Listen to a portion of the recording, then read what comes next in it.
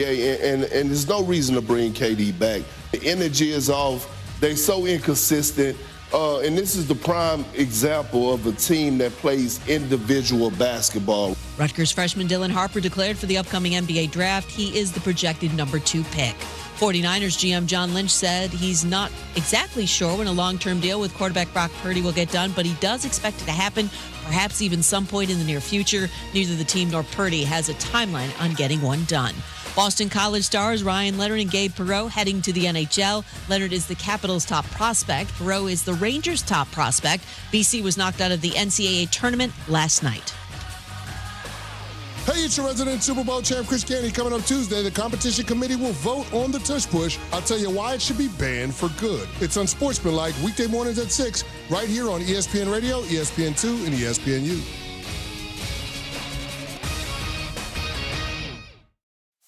Matt Moscona. I'm very important. After further review. Say it one more time. After further review with Matt Moscona. And here we go. Live from the Mercedes-Benz of Baton Rouge studio. That's right.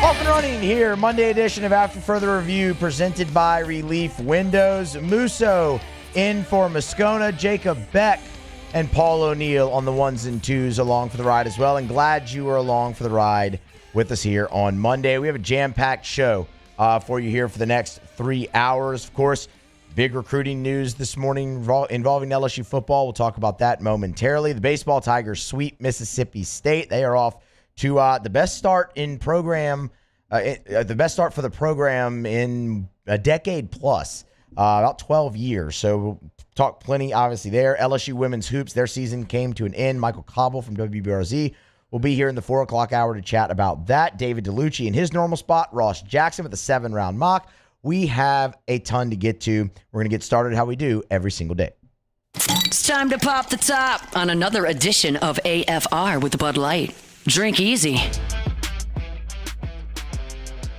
Also should note, Scone's out sick, so we'll wish him well and see him when he gets back. Early on Monday morning, the decision came down from Blaine Bradford. Of course, we're all very familiar with Blaine Bradford, 5-star safety out of Catholic High School here in Baton Rouge. Long time projected LSU commit. Top 25 player in the country, number 2 player in the state of Louisiana, but the number 1 safety, top 5 safety in all of college football. And on Monday morning, he picks Ohio State over LSU and Texas. Shea Dixon, whenever he's been here, and he'll be here obviously on Tuesday, so we'll get plenty more on this situation and where LSU turns next. But Shea Dixon, when he's been here, every week, and when he's been asked about Blaine Bradford, has always really noted LSU, Ohio State. So while maybe it shouldn't come as a surprise, I think it is absolutely fair to categorize this as an upset for the time being. And that's really the important part, right? For the time being. It's March 31st. We're all a very long way away from the early signing period in December. So that's really the first half of this conversation. Doesn't this one just feel like it's very, very, very far from over? Like, a player of Blaine Bradford's caliber, LSU's not going to stop recruiting that guy. He's the number 25 player in the country. He's the number 2 safety. He's the number 2 player in your entire state, and he's in your backyard. Yeah, that's one you don't really want to see get away. You're never going to just stop recruiting him, especially with so many of the avenues that you have to him that we'll get into momentarily. But just kind of big picture when it comes to early commits these days in college football, I don't know if they've ever meant less. Just because it was always fluid. Recruiting, always fluid. But now with the revenue share and NIL on top of that, there are plenty of things that can sway recruits and their families and things of that nature. And you know what? Maybe Blaine Bradford sticks with Ohio State and he goes up to Columbus. You know what? If he does, good for him. You wish the kid well. Would it sting for LSU? Absolutely. You don't want that kid to get out of the state, especially being in your own backyard. But sometimes guys just want to go away for college. We talk about that plenty when discussing recruiting. Maybe he's one of them. Time will tell. But LSU's not going to take this, lying down. They're going to continue to recruit, continue to push. And they have some things that work in their advantage. Number one, he's right down the road from you. You can go see him anytime, unless it's like a dead period or something.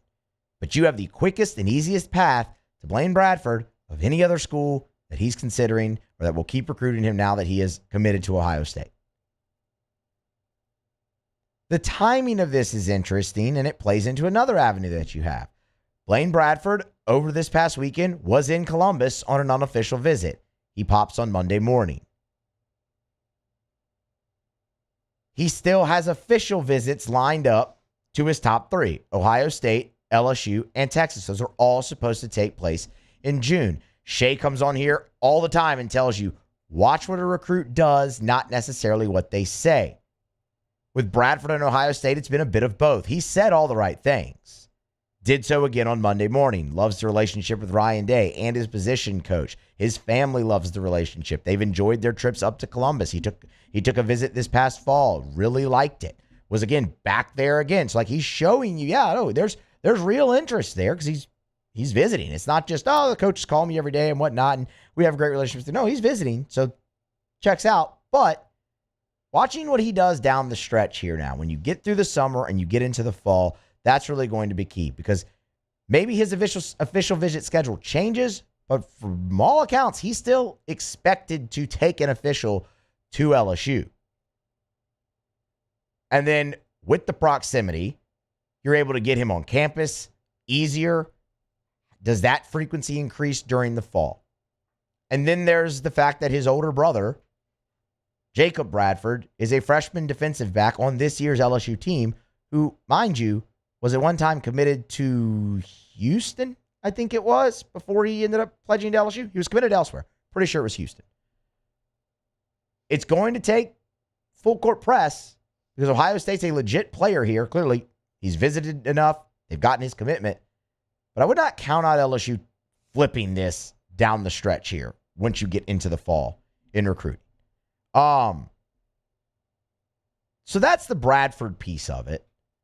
The other part is what you have at safety and what you're still pursuing at safety if you're LSU. And this is where the conversation with Shea on Tuesday gets interesting because Shea can give you much more on who you're still pursuing, maybe what your backup options are. I know there's the kid out of St. Francis in Maryland whose name is escaping me currently, but Shea has mentioned him a couple of times as well as someone LSU is pursuing heavily in the safety market. He's a top 5 guy. Also, Georgia, Auburn, a host of SEC schools in on him as well. Certainly seems like he's going to leave the state for college. So, I mean, it's you have that in your corner. And also you have Aiden Hall committed already. And Aiden Hall is the number 3 safety overall in the country. He's a top 50 player in America. He's, I believe, the number 4 player in the state, and he's the number 2 safety in the state. You've got a really good one in Aiden Hall already pledged out of Edna Carr, and he seems about as solid as he can be. Does this sting for LSU right now? Having Jacob Bradford, Blaine Bradford go to Ohio or commit to Ohio State? Yeah, it does, of course. But it's March 31st, and there's a long, long way to go in his recruitment and in recruitment of a lot of guys. You like what you have in the class so far, and you're still building there when it comes to safety, and he's going to be a part of that. And then also, you have a lot of young talent at safety on the team already. A guy like Deshaun Spears, who's expected to take a jump here in 2025, hopefully seeing more playing time, albeit on a rotational basis. Now, they've raved about Joel Rogers getting extended reps due to some injuries in the secondary, like with a guy like Jordan Gilbert. He seems to certainly be taking a step in spring. Obviously, there's Javen Toviano, who I guess, I don't know if you can call him young talent anymore, but I mean, this is third year in the program. But a guy who untapped potential, we'll call it there, and he's been getting plenty of reps. You expect Jordan Gilbert, Tamarcus Cooley to be your starters, but things change throughout a season. So you're in a better spot at safety potentially going forward than you were a few years ago. Still a major position of need and one that they will address. And Blaine Bradford is going to continue to be a part of LSU addressing that decision from now, March 31st, through the summer, through the fall, and up until signing day in December, the early signing period, we should say. We'll keep you posted. And again, Shea Dixon will be here tomorrow with plenty more on that situation. But right now, there's just your kind of early reaction on it day of. All right. We're going to grab a break. Come back on the other side. LSU, they sweep Mississippi State. They're off to the program's best start in 12 years. We'll give you some takeaways from the weekend because there's plenty, and just a little bit of context as well behind the start that Jay Johnson has the 2025 Tigers off to. That's next here on AFR, presented by Relief Windows. After further review. We're brought to you by Goodwood Men's Sexual Wellness, yourgoodwood.com, yourgoodwood.com. Gents, it doesn't matter what your age is. That age is a number. It's about how you feel. You remember what it was like when you were in your 20s or your 30s and you woke up in the morning, you had tons of energy to go to work, to play with your kids in the yard, to get to the gym, to feel vibrant. And as you age, you don't feel like that much anymore. It's harder to lose weight. Harder to get motivation to go to the gym. You wake up feeling sore or tired. Maybe your love life isn't what it was. It doesn't have to be that way. A simple blood test can let you know if you're a candidate for hormone replacement therapy. And at Goodwood Men's Sexual Wellness, there's never any contracts, and they have the lowest prices. You can get to start feeling better for as low as $125 a month with no contracts. It's Goodwood Men's Sexual Wellness. Visit them online, yourgoodwood.com, yourgoodwood.com. At Bayou Automotive, we believe in a sales process that puts you first. We want you to experience an easy purchase with clear pricing and great service. Let Bayou Ford and Bayou Chrysler Dodge Jeep Ram be your trusted partners in finding your perfect vehicle. The crew at Bayou Automotive is going to do right by you. At Atmos Energy, our Smart Choice solutions help customers save energy and emissions with rebates up to $500 off high-efficiency natural gas appliances, smart thermostats, and weatherization upgrades. Together, we're fueling our energy future. Man, age is just a number. Don't let it dictate how you feel. Goodwood Men's Sexual Wellness has anti-aging services that can help you look and feel your best. Visit yourgoodwood.com and discover a renewed sense of vitality. The Windsor Senior Living Community in Mandeville, Louisiana is a beautiful, vibrant apartment community geared towards seniors. They are nestled right in the heart of Mandeville, where seniors live a more carefree lifestyle in spacious apartments with the peace of mind that comes from having a little extra help. Call the Windsor at 985-624-8040 to schedule a lunch and tour. Come see how the Windsor can be your passport to peace of mind. There it is, the extra mile, on the border of expected and extraordinary for those willing to go further, like vans customized for work or play, with safety and tech to keep you connected, supported by a 5-star sales, service, and finance team, and backed by the 1-star you know. So go the extra mile. It's never crowded because so few have what it takes to go there. Mercedes-Benz Vans. Crime has serious consequences, but anyone can make a mistake. If you find yourself in trouble with the law, know that you have rights, and it's okay to demand them. The law offices of O.C. Brown are here to protect you and your rights. Felony or misdemeanor, DUI or drug charge. No matter what crime you're accused of, you still have rights. Let the law offices of O.C. Brown uphold them. Call 225-343-1111. Your law firm for a lifetime. At Auctioner, we know healing is a team sport. That's why we've partnered with world-renowned orthopedic surgeon Dr. James Andrews to create the Auctioner Andrews Orthopedics and Sports Medicine Institute. Whether you're a professional athlete or a weekend warrior, our team of specialists are dedicated to getting you back in the game. So whatever your reasons are for reaching your personal best, we've only got one. You. Ochsner Andrews Institute. Long live you.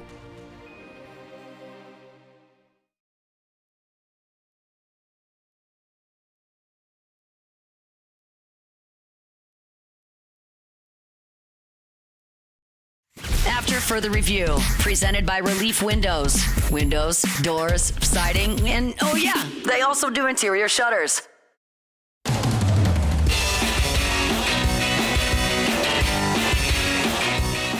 Brought to you by Shawbills Tire and Auto Service, ShawbillsTire.com. 18 locations in South Louisiana. Find the location nearest you at ShawbillsTire.com. Bumper-to-bumper auto service and name brand tires at wholesale prices. They will always find a way to get you the best possible price for the best possible tires on the road. That's what they do at Shawbills. And when they get you in by selling you the best tires, the cheapest price possible, they're going to treat you like family, and they're going to treat you so good you're going to keep coming back year after year after year every time you need anything for your vehicle. Tires rotated, oil changed, check engine light on, brakes squeaking, whatever's wrong with your vehicle, bring it to Shawbills. Let them give it the once-over, and you can always schedule online, so it's convenient. ShawbillsTire.com. Find the location nearest you at ShawbillsTire.com. Shop tires online at ShawbillsTire.com. Be sure to ask about the Shawbills credit card as well, because you can save $50 off your first purchase when you use the Shawbills credit card only at Shawbills.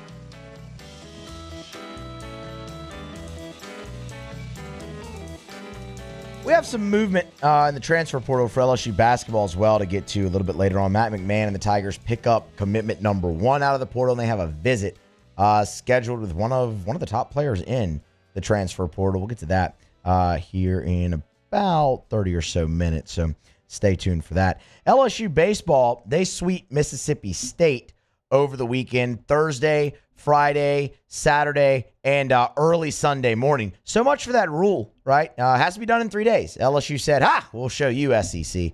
Not really, obviously, but I did take technically 4 days or parts of 4 days for the LSU Mississippi State series to wrap up. And when it did, it was 3 victories for LSU and 3 different victories. And that's really the first takeaway. And we'll get into a few, but that's what I love most of all about this weekend for Jay Johnson's team. They won 3 games and had to do it 3 different ways, and they were successful each time. And doing that at any point in the season is impressive. Doing it over the course of a season is what shows you're a legit championship caliber team, but doing it this early in the year is extremely encouraging for the other 2 that we just mentioned. It's hard to believe, but you're not 2 months into college baseball season yet. That will happen on April the 14th. And LSU has shown great versatility. You look at game number 1. Obviously, you fall behind 4. You have to come back. You do so at the big inning. But in that game, LSU struggled in 2 areas where they have been phenomenal at all season offensively. LSU, in that game on Thursday, hit 167 with runners in scoring position. Didn't matter. They still put up 8 runs. LSU, and by the way, LSU's hitting well over 300 with runners in scoring position on the season. LSU has been awesome at driving in runs with 2 outs. In that game, Thursday, LSU did not have a 2-out RBI. Didn't matter. They put up 8 runs. You remember, the 5-run fifth all took place with no outs. All of it. And your 2 hits with runners in scoring position happened in that inning. And you made it hold up because of great relief from Zach Cowley. But for them to still be able to push across 8 runs while hitting 167 with runners in scoring position and not having a 2-out RBI, 2 areas they have been phenomenal at all season, is telling and speaks to the versatility of that offense. Game number 2, when it finally started, you're facing an ace in Pico Khan, and you have your number 2 going. And we're going to talk about Anthony Ianson because he was awesome. But LSU managed 2 runs off of an ace, and Stone Simmons was phenomenal in relief for State. It was 2 solo homers. And when your offense wasn't clicking, the top of your order was struggling a little bit, you got the great pitching performances that you needed to win a pitcher's duel. Anthony Ianson gives you 5. Battle, didn't give up an earned run. Case and Evans nails out of the bullpen. Pitched himself into a little bit of trouble, but got out of it. We'll talk about him and Cowan as well. But there'd be many times this season leading into this weekend if I told you, hey, LSU's got to win a pitcher's duel this weekend. Do you feel confident? And I guarantee you not a lot of you would. They showed they could do it. That's twice now in 2 weekends. LSU has beaten an ace using 2 pitchers. That's big. And then in game 3, it's the slugfest, and LSU's always going to do well in that. 17 runs, 19 hits. The 19 hits are a season high. They were awesome. Scored 8 runs in the first on 8 hits and didn't leave anybody on base. That set the tone for that game. It was off and running. State never got close again. They got 4. The closest they got were 4 runs. And LSU quickly put it back to 5. But where your offense isn't humming on all cylinders, you put up 8 runs. That's great. You win a pitcher's duel. That's great. And then you win the slugfest. That's great. Love every bit of that from LSU.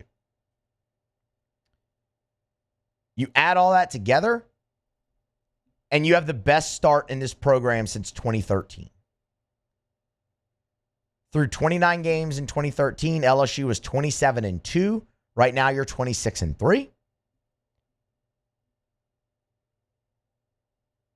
In the SEC, through 9 games in 2013, LSU was 8-1. Now you're 7-2. Both of those are the best start since that year. That team, for my money, is the best LSU team in history to not win the national championship. They entered Omaha 57-9. Now, you would go 2-Q and end up 57-11, but that tied the franchise. That tied the program record for wins, and that was a really, really good team. This year's LSU team, they're doing it a little bit differently because you're off to that start and you still have plenty of questions. And most, if not all of those, are on the mound. So let's kind of get into some takeaways from the pitching staff. We'll start with your starting rotation. Cade Anderson struggled on Thursday night. Okay, we've talked about that. He will be better. I expect him to bounce back. He wasn't sharp. Could that have been the short rest? Probably. He's back to a full 7 days. I'm expecting a big bounce back outing from him on Thursday against Oklahoma. Where everyone's focus was really, trained to was Anthony Ianson and Chase Shores. And both of those guys took massive steps forward over the weekend against Mississippi State. We'll start with Ianson. I wanted to see him kind of just be turned loose and let him work himself in and out of some jams. And he did that. None bigger than the 4th, but that 3rd inning was huge too. Dylan Cupp led off that inning with a double. Got stranded at 3rd. Ianson was fantastic pitching around that. And it's mainly because the strikeout pitch was working. Or I should say strikeout pitches. He mixed his pitches awesome. Fastball was up to 96. The slider was tight. It was crisp. And then once he gets into the 4th, the 5th, that's when you started seeing Yeskie mix in the overhand curve, and he was able to land that for strikes, and it completely changed the game for him as well. You get to that 4th inning, you load the bases with nobody out. That's when you had the pass ball, and unfortunately, a run comes around to score. But again, bases are loaded, nobody out. The only run is an unearned one. He goes strikeout, strikeout, strikeout, gets out of it. Now, the final one was heads up by Jay Johnson, running, sprinting out of the dugout, jumping in the air and tossing a clipboard to get Jeff Head's attention that the batter wasn't alert to the pitcher with 10 seconds remaining on the clock, and it was a 1-2 count, and you get the strikeout. So that's awesome. But all in all, Ianson gives you 5. You let him go out for the 6th at 99 pitch or 97 pitches, I believe it was, and let him face Hunter Hines. They must have liked the matchup. He walks him. Okay, that's fine. You'll take that. And that's when you went to K7. He was great. 12 Ks for Ianson, though. You saw him mix 3 pitches. You saw him go through a lineup multiple times in the SEC for the first time. He was allowed to work out of jams, and he did so very, very well. That's a huge step. LSU has lost 1 start of Anthony Ianson's. It was a week ago in Texas. He has been very, very good for you all season. And now if he can build off of that outing, you really like your 1-2 punch. Chase Shores. I sat here in this chair a week ago on Wednesday filling in for Scone, and we talked about LSU starting rotation that day, and we talked about Chase Shores. And what I wanted to see from Shores were signs. You expected him to come along slowly. He had 18 and a third innings coming into college baseball. There were going to be times where it didn't look great. But you had the evidence of Gage jump a year ago with how Nate Yeske and LSU brings a pitcher back from Tommy John. And in the second half of SEC play through the postseason, Gage jump was awesome. But you were seeing signs from him at this point a year ago. I needed to see signs from Chase Shores. I saw signs from Chase Shores. He pitched a hell of a lot better than his line indicates. Yeah, you're going to look up, see 4 innings, 4 earned runs, a black eye, and a couple other things for Shores. But through the first 4 hitters of that ball game, he was as dominant could be. That's what it could look like. Strikeout to begin the game, both on the sinker, both of them at 98 miles per hour, then gets a weak ground ball to second. He gets out of the first in 11 pitches, 3 up, 3 down, dominant. Strikes out the first guy he faces in the second after LSU spots him an 8-run lead, and then Hunter Hines hits the first pitch he sees over the fence. Okay, you'll deal with that. The next hitters, Shores was ahead of. He just couldn't necessarily finish them off, and there was also some bad baseball luck mixed in as well. He's ahead 1-2 to the third hitter of the inning. He dribbles one through the middle of the infield, just kind of in no man's land, and he's on base. The very next hitter does the same thing. Milam gets a glove on it, but it's just in no man's land. It was a high chopper that you weren't going to get the out on. And then ultimately he hangs a slider to Cup, and he drills it. There were 2 hard hit balls in that inning, and it resulted in 4 runs.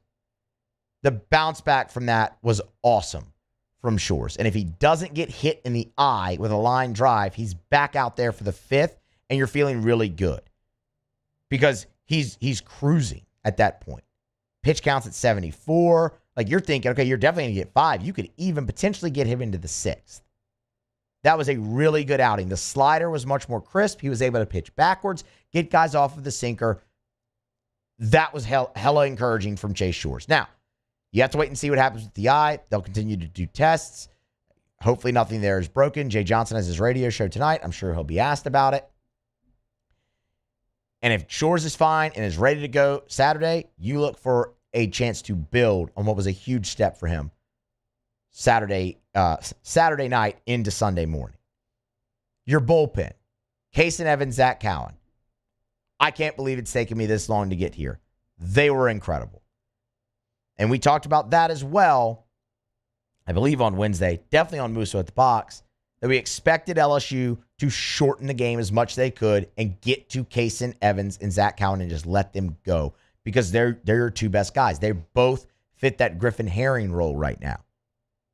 And they were incredible. 8 innings from those 2, no runs, 3 walks, 13 punch-outs, 3 hits. Awesome. You continue to see Kason Evans work himself out of jams. That's 2 out of 3 weekends. He has worked himself out of a bases-loaded jam in the 8th inning. He did it against Missouri. He did it again against Texas. The length that those 2 provide you is incredible. They both are great in the zone. It's multiple pitches for strikes. They are weapons for you in the back end of your bullpen. The other things I will say about LSU's bullpen, because I actually came away a little encouraged. Not totally encouraged, but a little encouraged. There's still some guys who need to work on stuff. DJ Primo did not throw a strike. That's unacceptable. That's just not good enough. Connor Benj really struggled twice this weekend for LSU. He kept it small on Thursday. Couldn't really do that for you on Sunday, but the game, at that point it probably was on Sunday. The game was out of reach, so it didn't really cost you. Connor Ware, while he was behind just about every hitter he faced, pitched around it all and hung a 0. And I'm encouraged by that because it's something to build off of. And he did it through the tough part of that lineup. The first hitter he faced was Ace Reese. There was Noah Sullivan. There was Hunter Hines. There was Aaron Downs. Like, the meat of that state order was who he was put in to face. And while he had his struggles, he put up a 0. Let's see if he can build on that. If he can, That's a left-handed option that you sorely need to develop and emerge in this bullpen. I thought Jaden Newt was phenomenal in his relief outing. Game's out of reach, fine. I don't care. The game was out of reach when the majority of those guys were in there. And he threw strikes. 27 pitches, 17 strikes. He inherited a runner, didn't allow him to score. Ultimately gives you 2 shutout frames. That is massive. You want to get him back on the mound a little bit on Tuesday night? I'm fine with that. But I'm also ready to see if he can build off of that and expand his midweek. Because if he does, expand his weekend role, because if he does, and Connor Ware can build, that's 2 more options. And then if you get 1 more, and you look at a guy like William Schmidt, and that's who everyone's going to look at because the stuff is what it is, and that's who you should look at. You get him to emerge, you feel pretty darn good about your bullpen going down the stretch if you're LSU. With Cowan, Evans, Ware, Schmidt, Newt, that's 5. With your 3 starters, there's your 8. And you look at a team that's off to the best start in 12 years in SEC and overall, and that's a really scary proposition. Do you have things to fix still? Yeah. You'd love for Connor Benj to emerge a little bit more and DJ Primo as well. You'd love for Maverick Rizzi to emerge late this year as an option.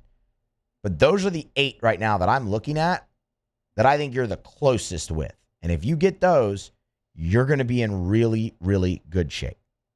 So yes, still stuff to work on, but some encouraging signs from LSU's pitching.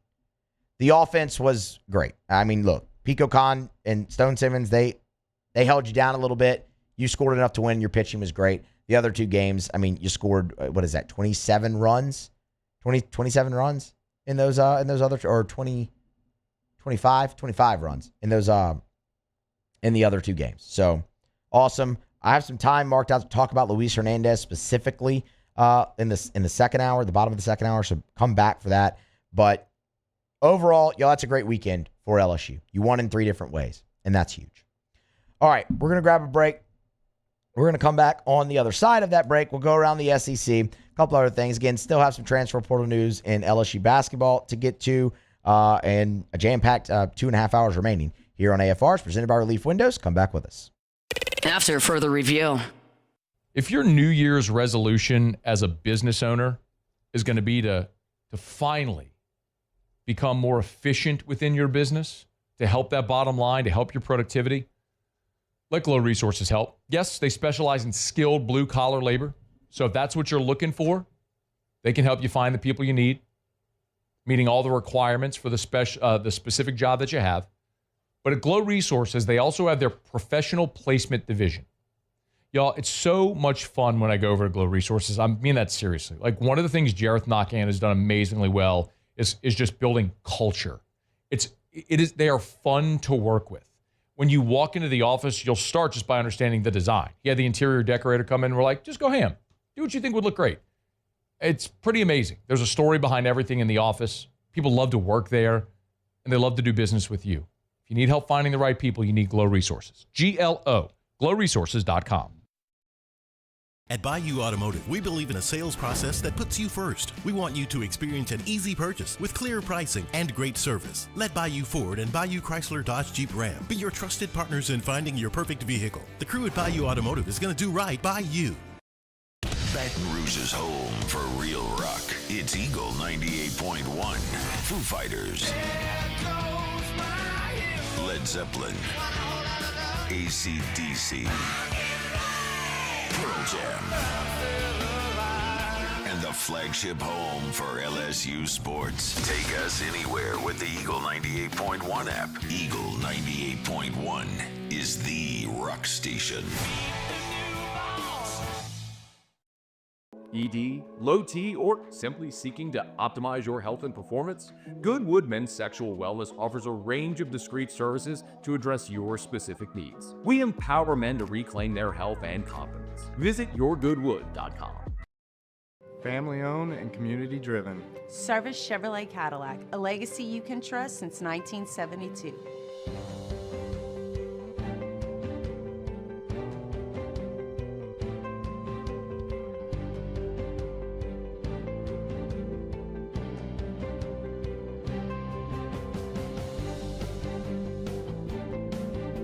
Service Chevrolet Cadillac, our family serving your family. For over 50 years. crime has serious consequences, but anyone can make a mistake. If you find yourself in trouble with the law, know that you have rights, and it's okay to demand them. The law offices of O.C. Brown are here to protect you and your rights. Felony or misdemeanor, DUI or drug charge. No matter what crime you're accused of, you still have rights. Let the law offices of O.C. Brown uphold them. Call 225-343-1111. Your law firm for a lifetime. At Auctioner, we know healing is a team sport. That's why we've partnered with world-renowned orthopedic surgeon Dr. James Andrews to create the Auctioner Andrews Orthopedics and Sports Medicine Institute. Whether you're a professional athlete or a weekend warrior, our team of specialists are dedicated to getting you back in the game. So whatever your reasons are for reaching your personal best, we've only got one: you. Auctioner Andrews Institute. Long live you. Looking for the ultimate game day experience? Come to the Queen Casino in Baton Rouge. Wall-to-wall TVs mean you'll see every touchdown in HD. Place your bets and feel the thrill of every play with our DraftKings Sportsbook. The Queen Casino, where every moment is a win.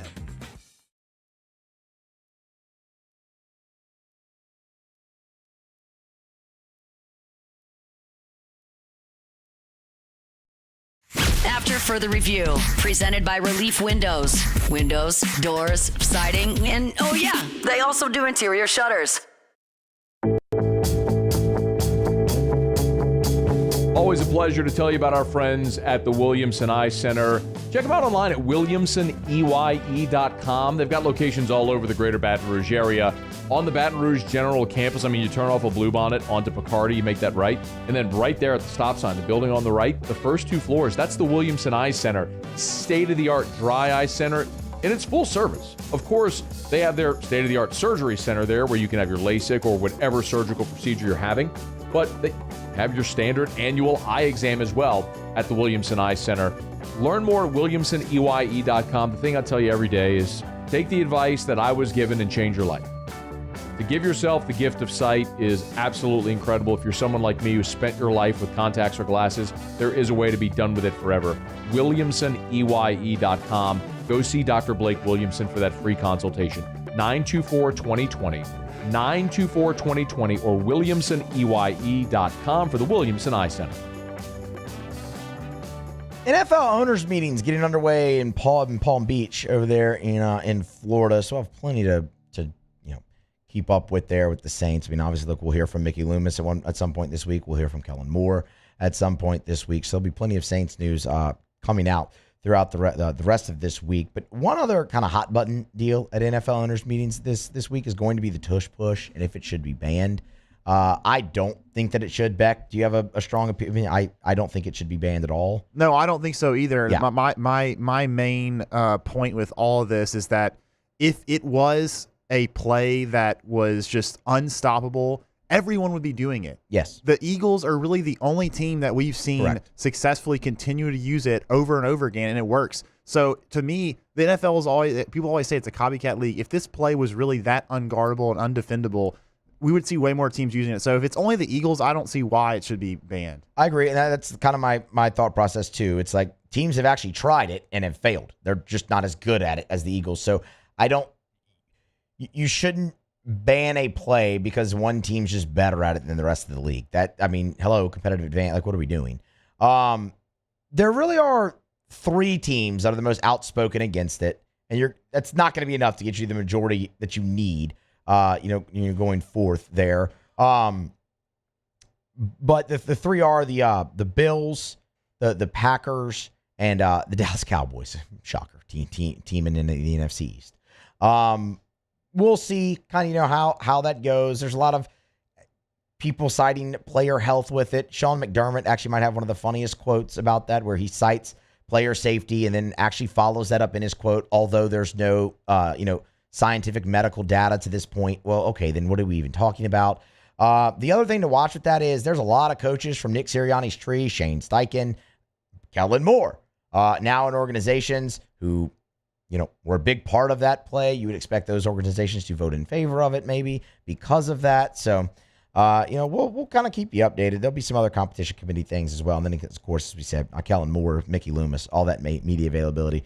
Get to talk a lot of draft with those guys at the owners' meeting. So maybe get a little bit of an insight on what the Saints might be thinking come late April when they descend on Green Bay for the MLB, for the NFL draft.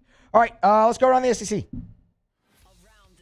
SEC, bringing you the biggest news from the nation's best conference, the Kentucky Wildcats. Mark Stoops, great news for his class of 2026 for a couple different reasons. One, they got a 4-star offensive tackle, Jarvis Strickland, out of Paducah, Kentucky, 6'6", 294 pounds, committed to the Wildcats via his Instagram account. So that's obviously great news. The second reason this is big, it's Kentucky's first commitment for the class of 2026. A little bit of a late start up there in Lexington.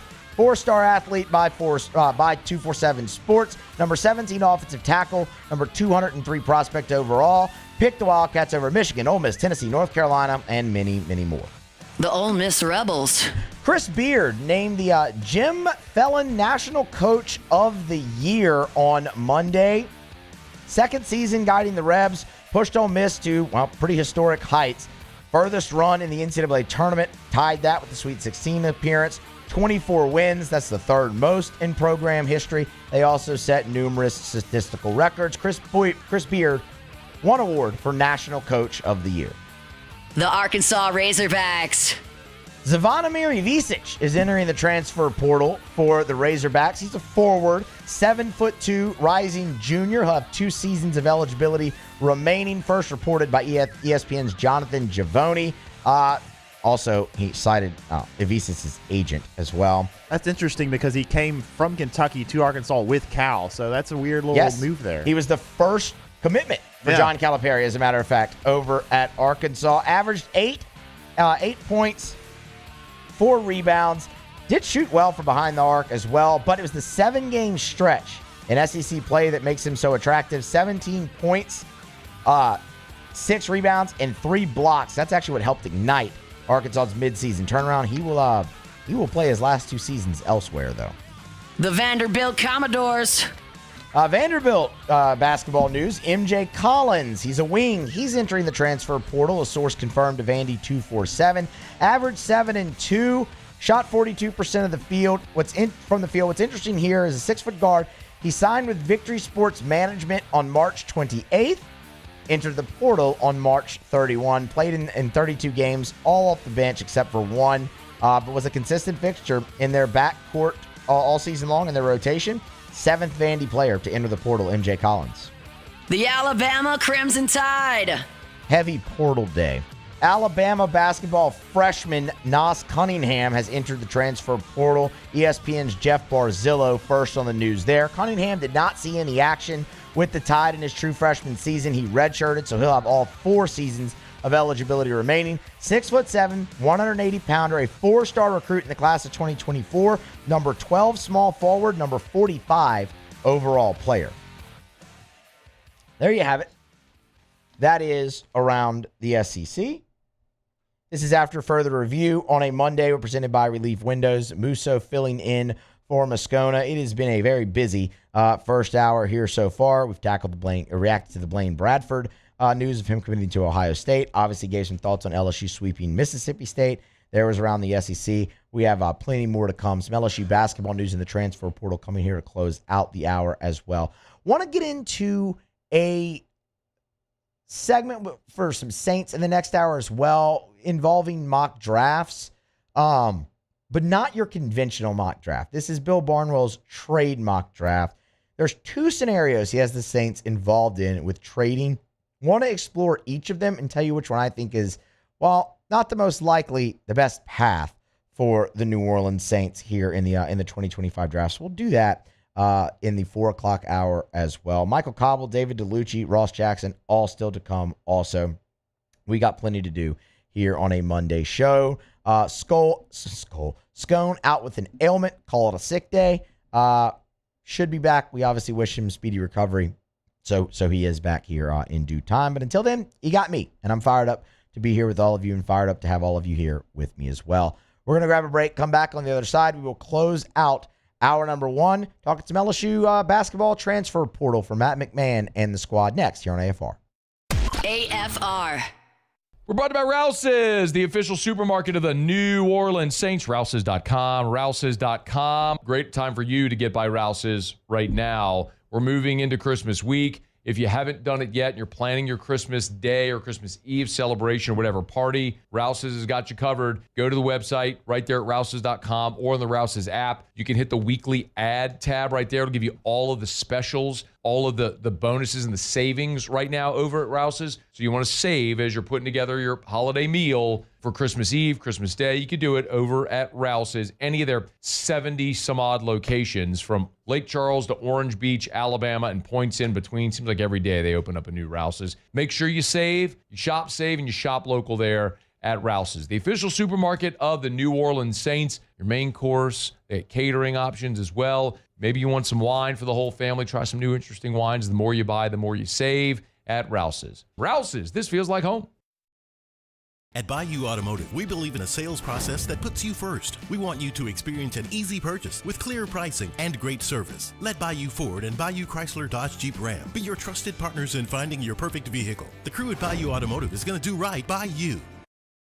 It's not just a game, it's a religion. You've got your team colors, team swag, and now your very own website. LouisianaSports.net. Everything LSU, Saints, and Pelicans. Sports on demand. In-depth coverage by sports writing pros with continuously updated news. And with the LouisianaSports.net newsletter, you get pinged directly with top trending stories. Best of all, now and always, no paywall. It's free. LouisianaSports.net. Powered by 104.5 ESPN Baton Rouge. Your home for Louisiana sports.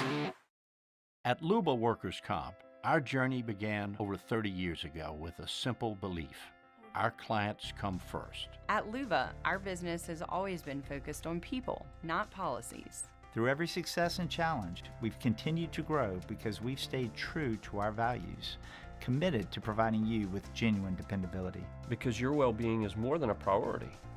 It's our purpose.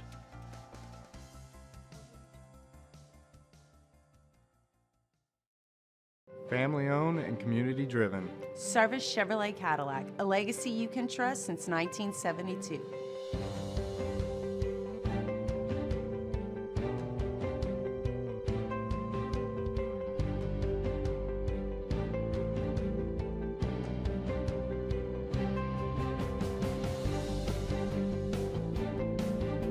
Service Chevrolet Cadillac, our family serving your family. For over 50 years. Crime has serious consequences, but anyone can make a mistake. If you find yourself in trouble with the law, know that you have rights, and it's okay to demand them. The law offices of O.C. Brown are here to protect you and your rights. Felony or misdemeanor, DUI or drug charge. No matter what crime you're accused of, you still have rights.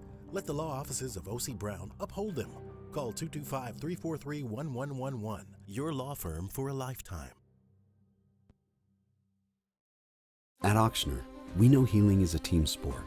That's why we've partnered with world-renowned orthopedic surgeon Dr. James Andrews to create the Auctioner Andrews Orthopedics and Sports Medicine Institute. Whether you're a professional athlete or a weekend warrior, our team of specialists are dedicated to getting you back in the game. So whatever your reasons are for reaching your personal best, we've only got one: you. Auctioner Andrews Institute. Long live you. When it comes to choosing energy for your family and your home, make the smart choice with natural gas. You can count on efficient and affordable natural gas to keep you comfortable and reduce your environment. After further review, presented by Relief Windows. Windows, doors, siding, and oh yeah, they also do interior shutters.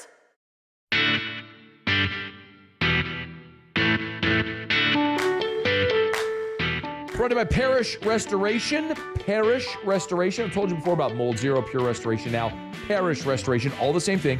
Patented non-toxic dry fog treatment. Parish, Jim Woodworth, who I've told you about for years now. Jim Woodworth merged with my guys Richard Tilley and Ryan Terrio, all under the Parish umbrella. So it's Parish Restoration, patented non-toxic dry fog. It's been actually pretty remarkable to hear some of these stories of people have put out to bid for remediation contracts.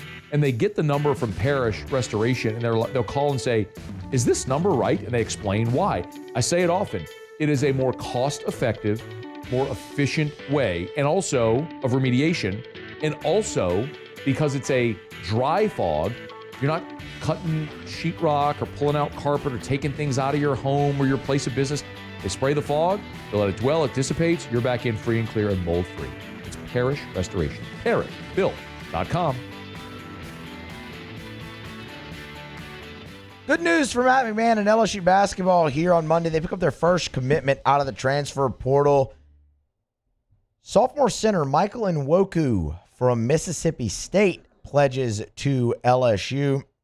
2 years of eligibility remaining, 6'10", 245 pounds. Started 32 of Mississippi State's 34 games this season, averaged 6-4. The offensive numbers, the averages, I should say, aren't going to blow you away, but he shot 52% also from the floor over the course of the whole season. Has really good touch around the rim. His best performance of the season came against Pittsburgh back in December, where he had 18 and 11.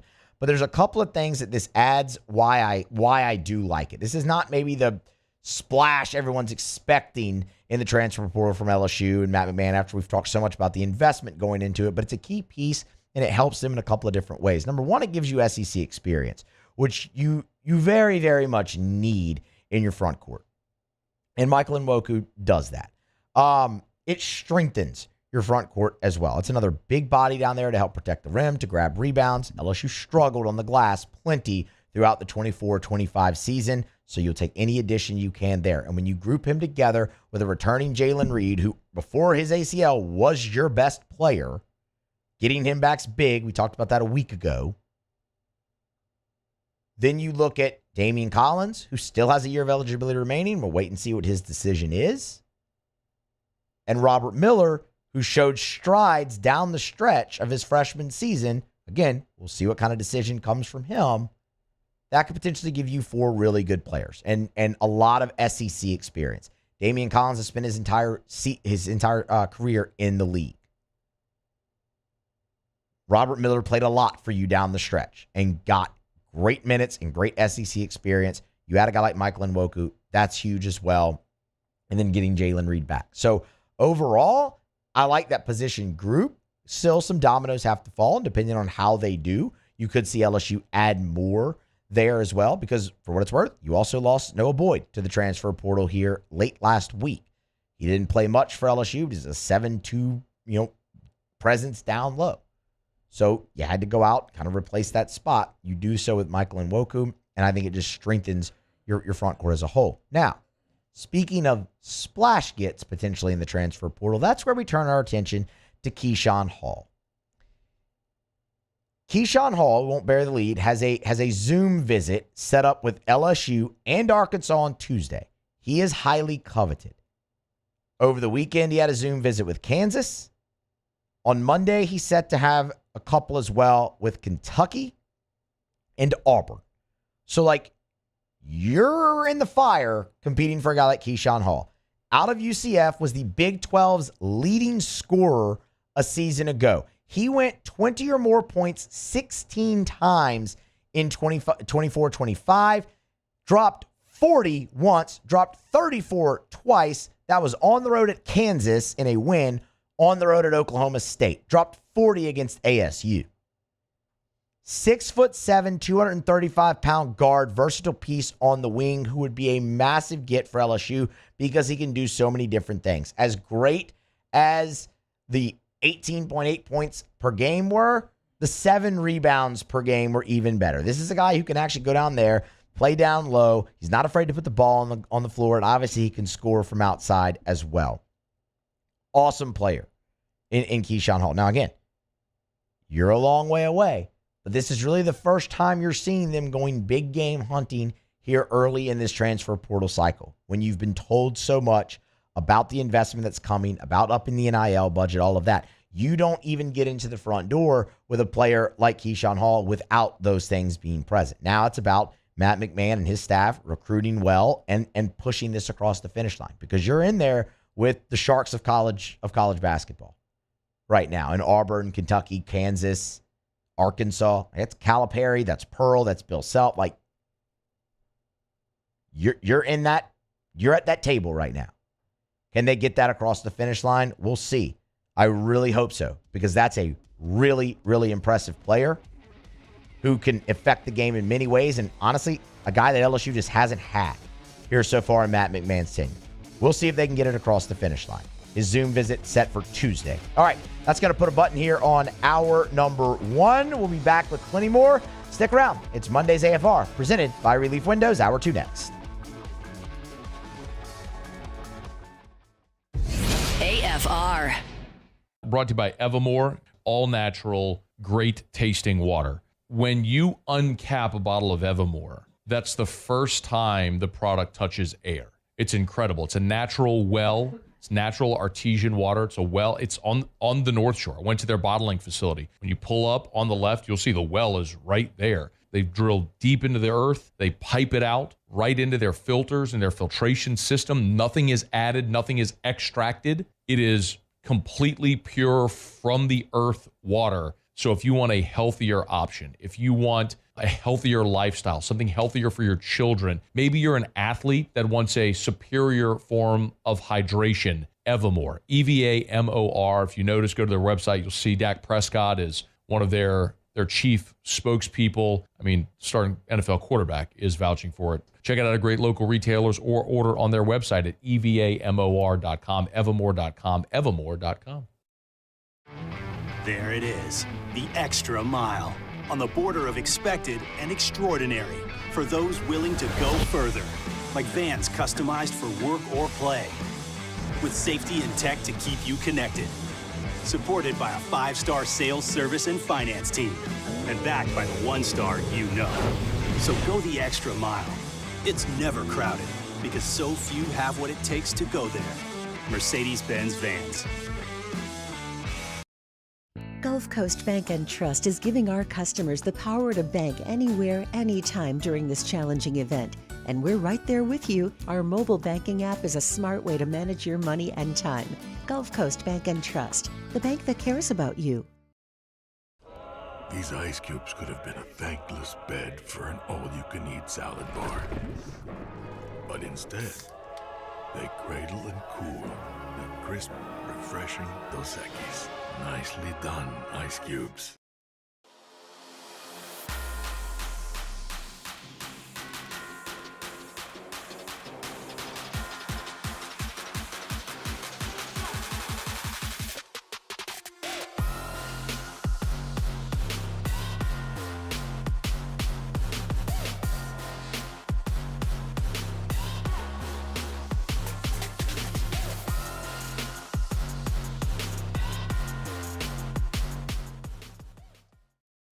ED, low T, or simply seeking to optimize your health and performance? Goodwood Men's Sexual Wellness offers a range of discreet services to address your specific needs. We empower men to reclaim their health and confidence. Visit yourgoodwood.com. Family owned and community driven. Service Chevrolet Cadillac, a legacy you can trust since 1972.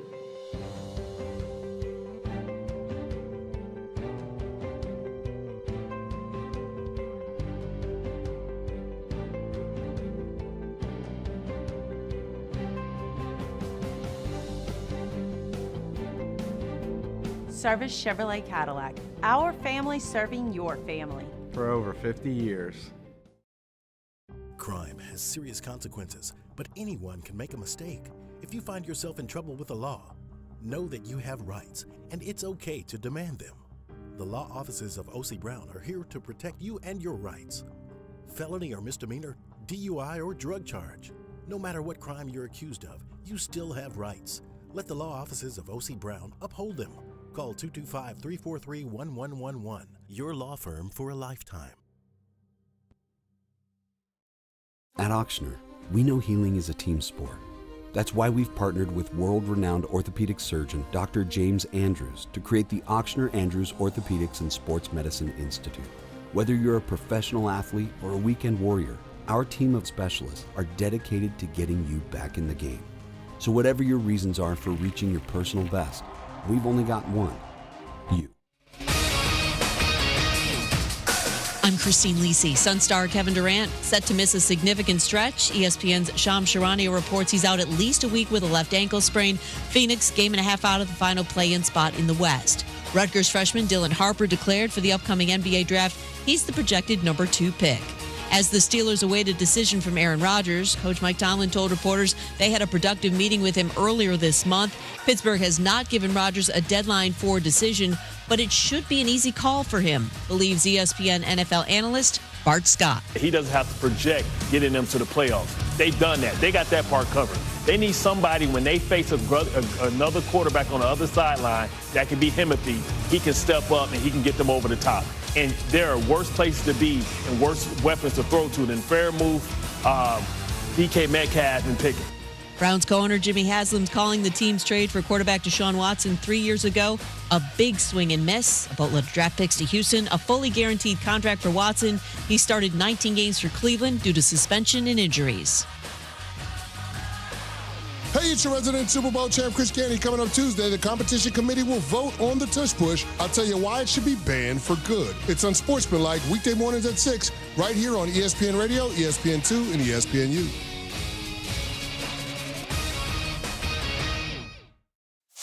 Matt Moscona. I'm very important. After further review. Say it one more time. After further review with Matt Moscona. And here we go.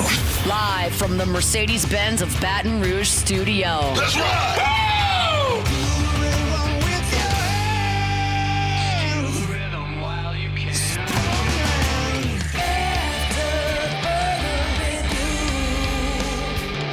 Off and running hour number 2 after further review here on a Monday, presented by Relief Windows. Musso filling in for Scone. Jacob Beck, Paul O'Neill along for the ride as well. Glad to have you here for hour number 2.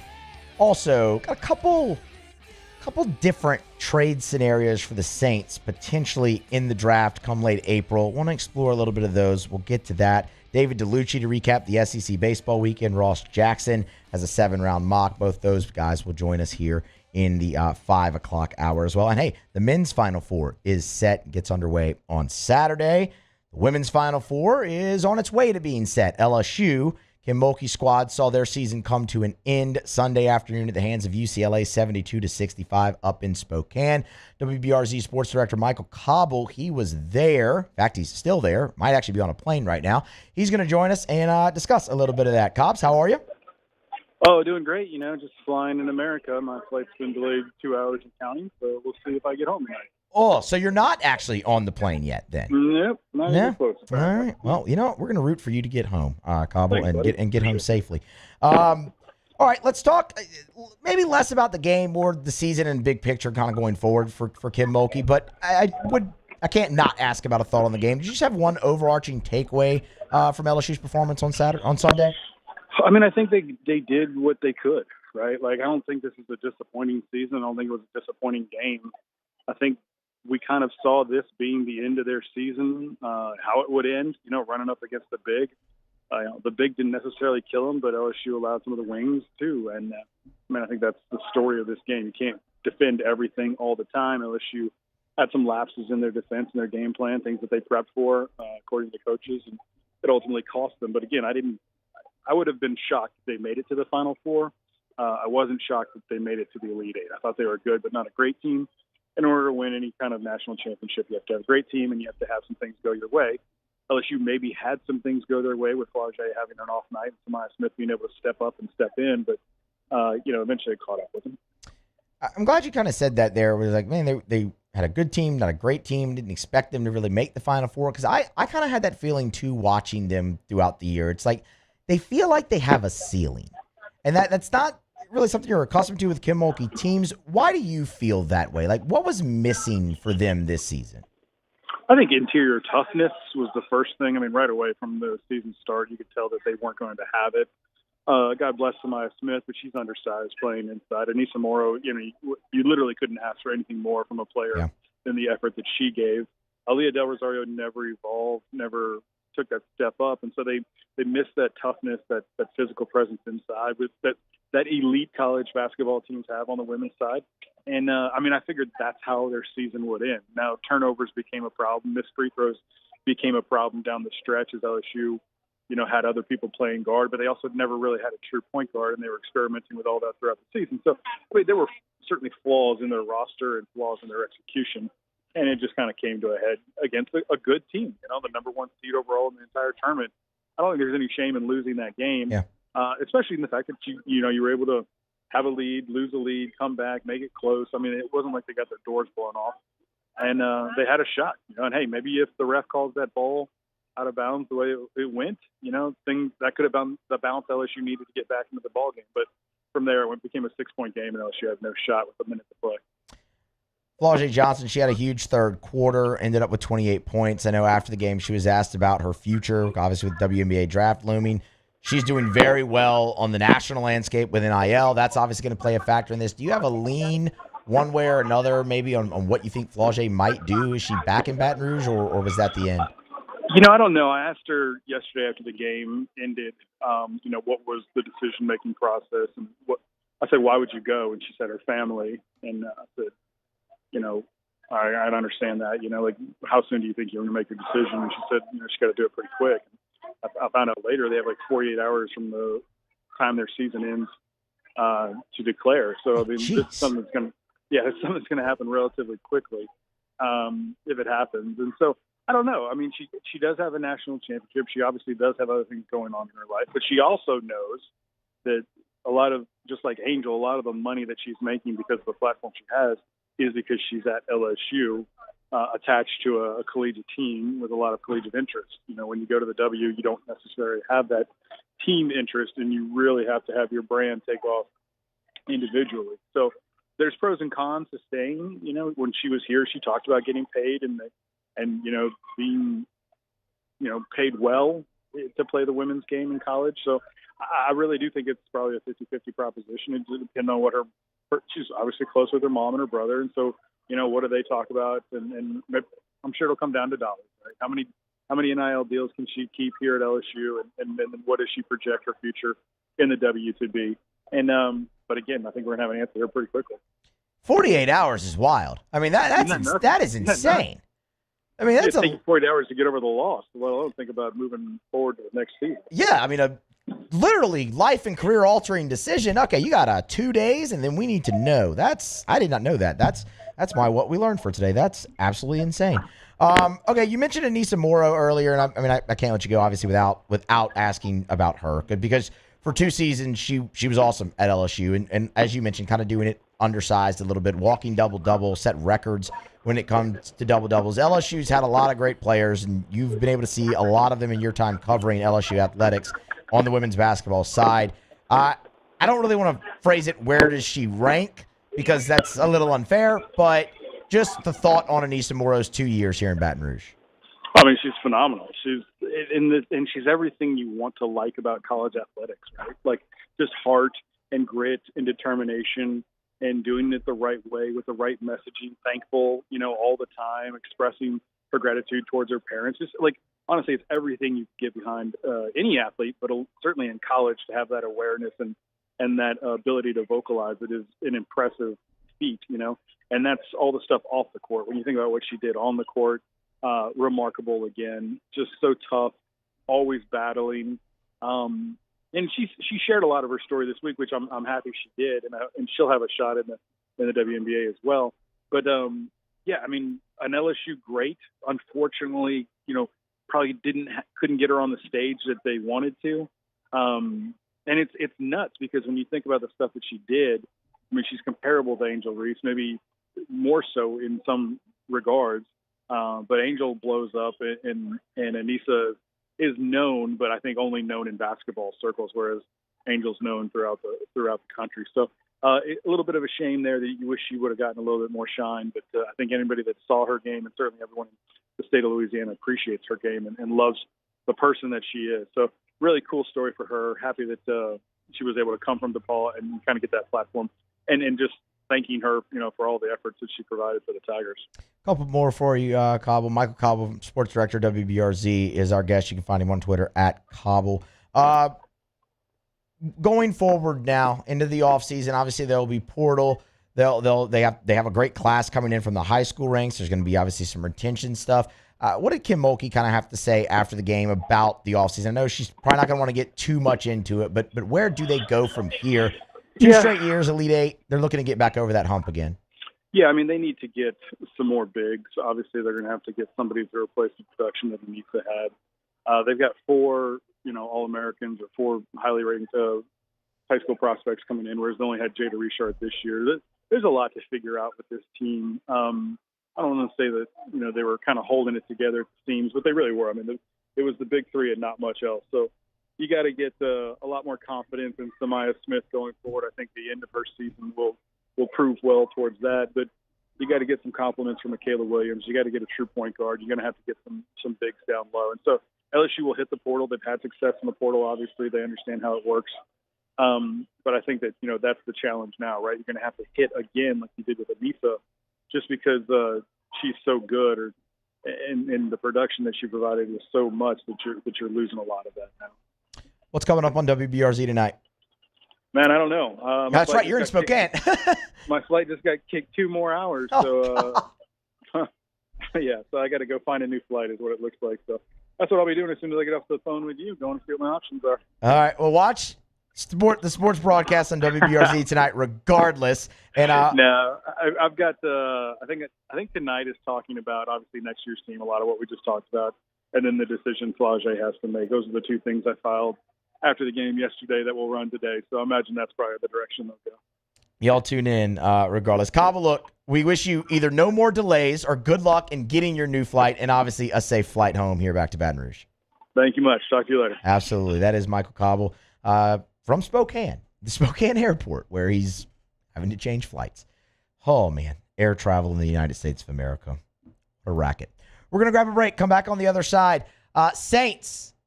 2 potential trade options proposed for them in April's draft. Want to dive into both. How likely are either? We'll see, but there's one I certainly favor more than the other. That's next here on AFR. AFR. AFR is brought to you by Clegg's Nursery. 4 locations in the greater Baton Rouge area: Seagan near Airline, LA 16 in Denham, Mid-City on Donmore, and the Garden Center on Greenwell Springs. Buy local, shop local. We tell you every single day. Hey, look, I always encourage you to go follow Clegg's on Facebook. They do a great job of updating their content there regularly, so when they get a new shipment of flowers or plants, they generally will post them there. If there's a new product they get, I'll tell you, we had Drew's birthday party this past Saturday, and of course, it's a swim party, it's outdoors, and one of the things that I know I had tremendous peace of mind about is we weren't going to have mosquitoes. They've got the Aeon Mosquito Eradicator. You've heard me talk about it for years. It's like the size of a track baton. You take the top off, fill it with water, shake it up, hang it on your property line. Boom, you're done with mosquitoes 90 days at a time. It's over at Clegg's Nursery. So get them by and say, what's the mosquito thing that Moscona always talks about? You'll find it at any location of Clegg's Nursery. Parish Construction and Roofing. This is Coach Kim Mulkey. Go to parishbuilt.com for all of your roofing needs. From your hometown, parishbuilt.com. Looking for the ultimate game day experience? Come to the Queen Casino in Baton Rouge. Savor game day platters and snacks, plus drink specials at 1717 Kitchen and Cocktail. So come out for game day and let our team make you the MVP. The Queen Casino, where every moment is a win.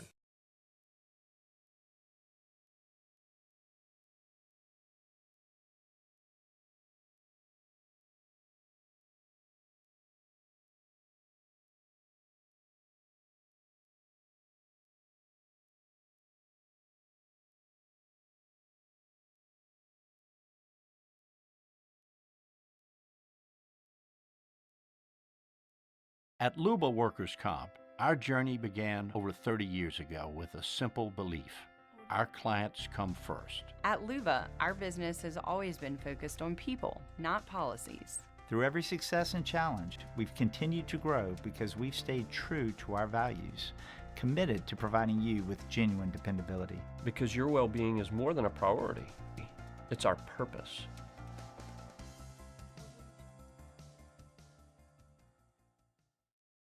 At Auctioner, we know healing is a team sport.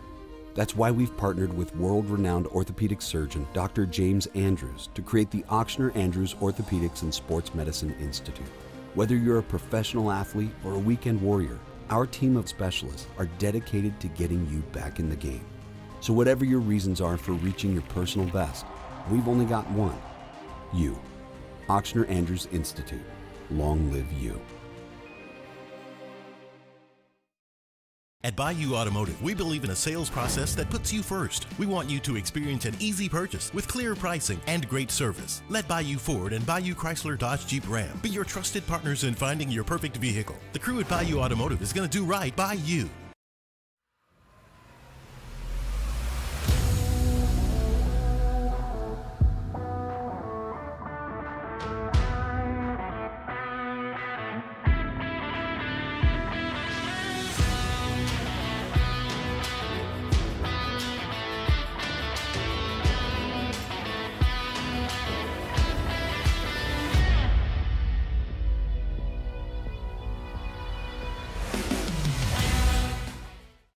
Man, age is just a number.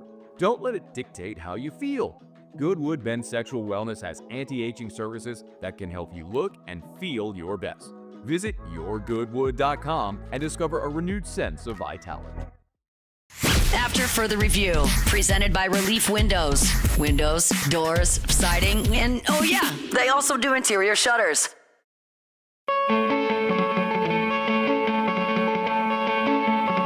We're brought to you by Supper Club. You book your reservation, supperclubbtr.com, supperclubbtr.com. One of the things about Supper Club that I love is if you want to go to Supper Club and be a baller, you can do it.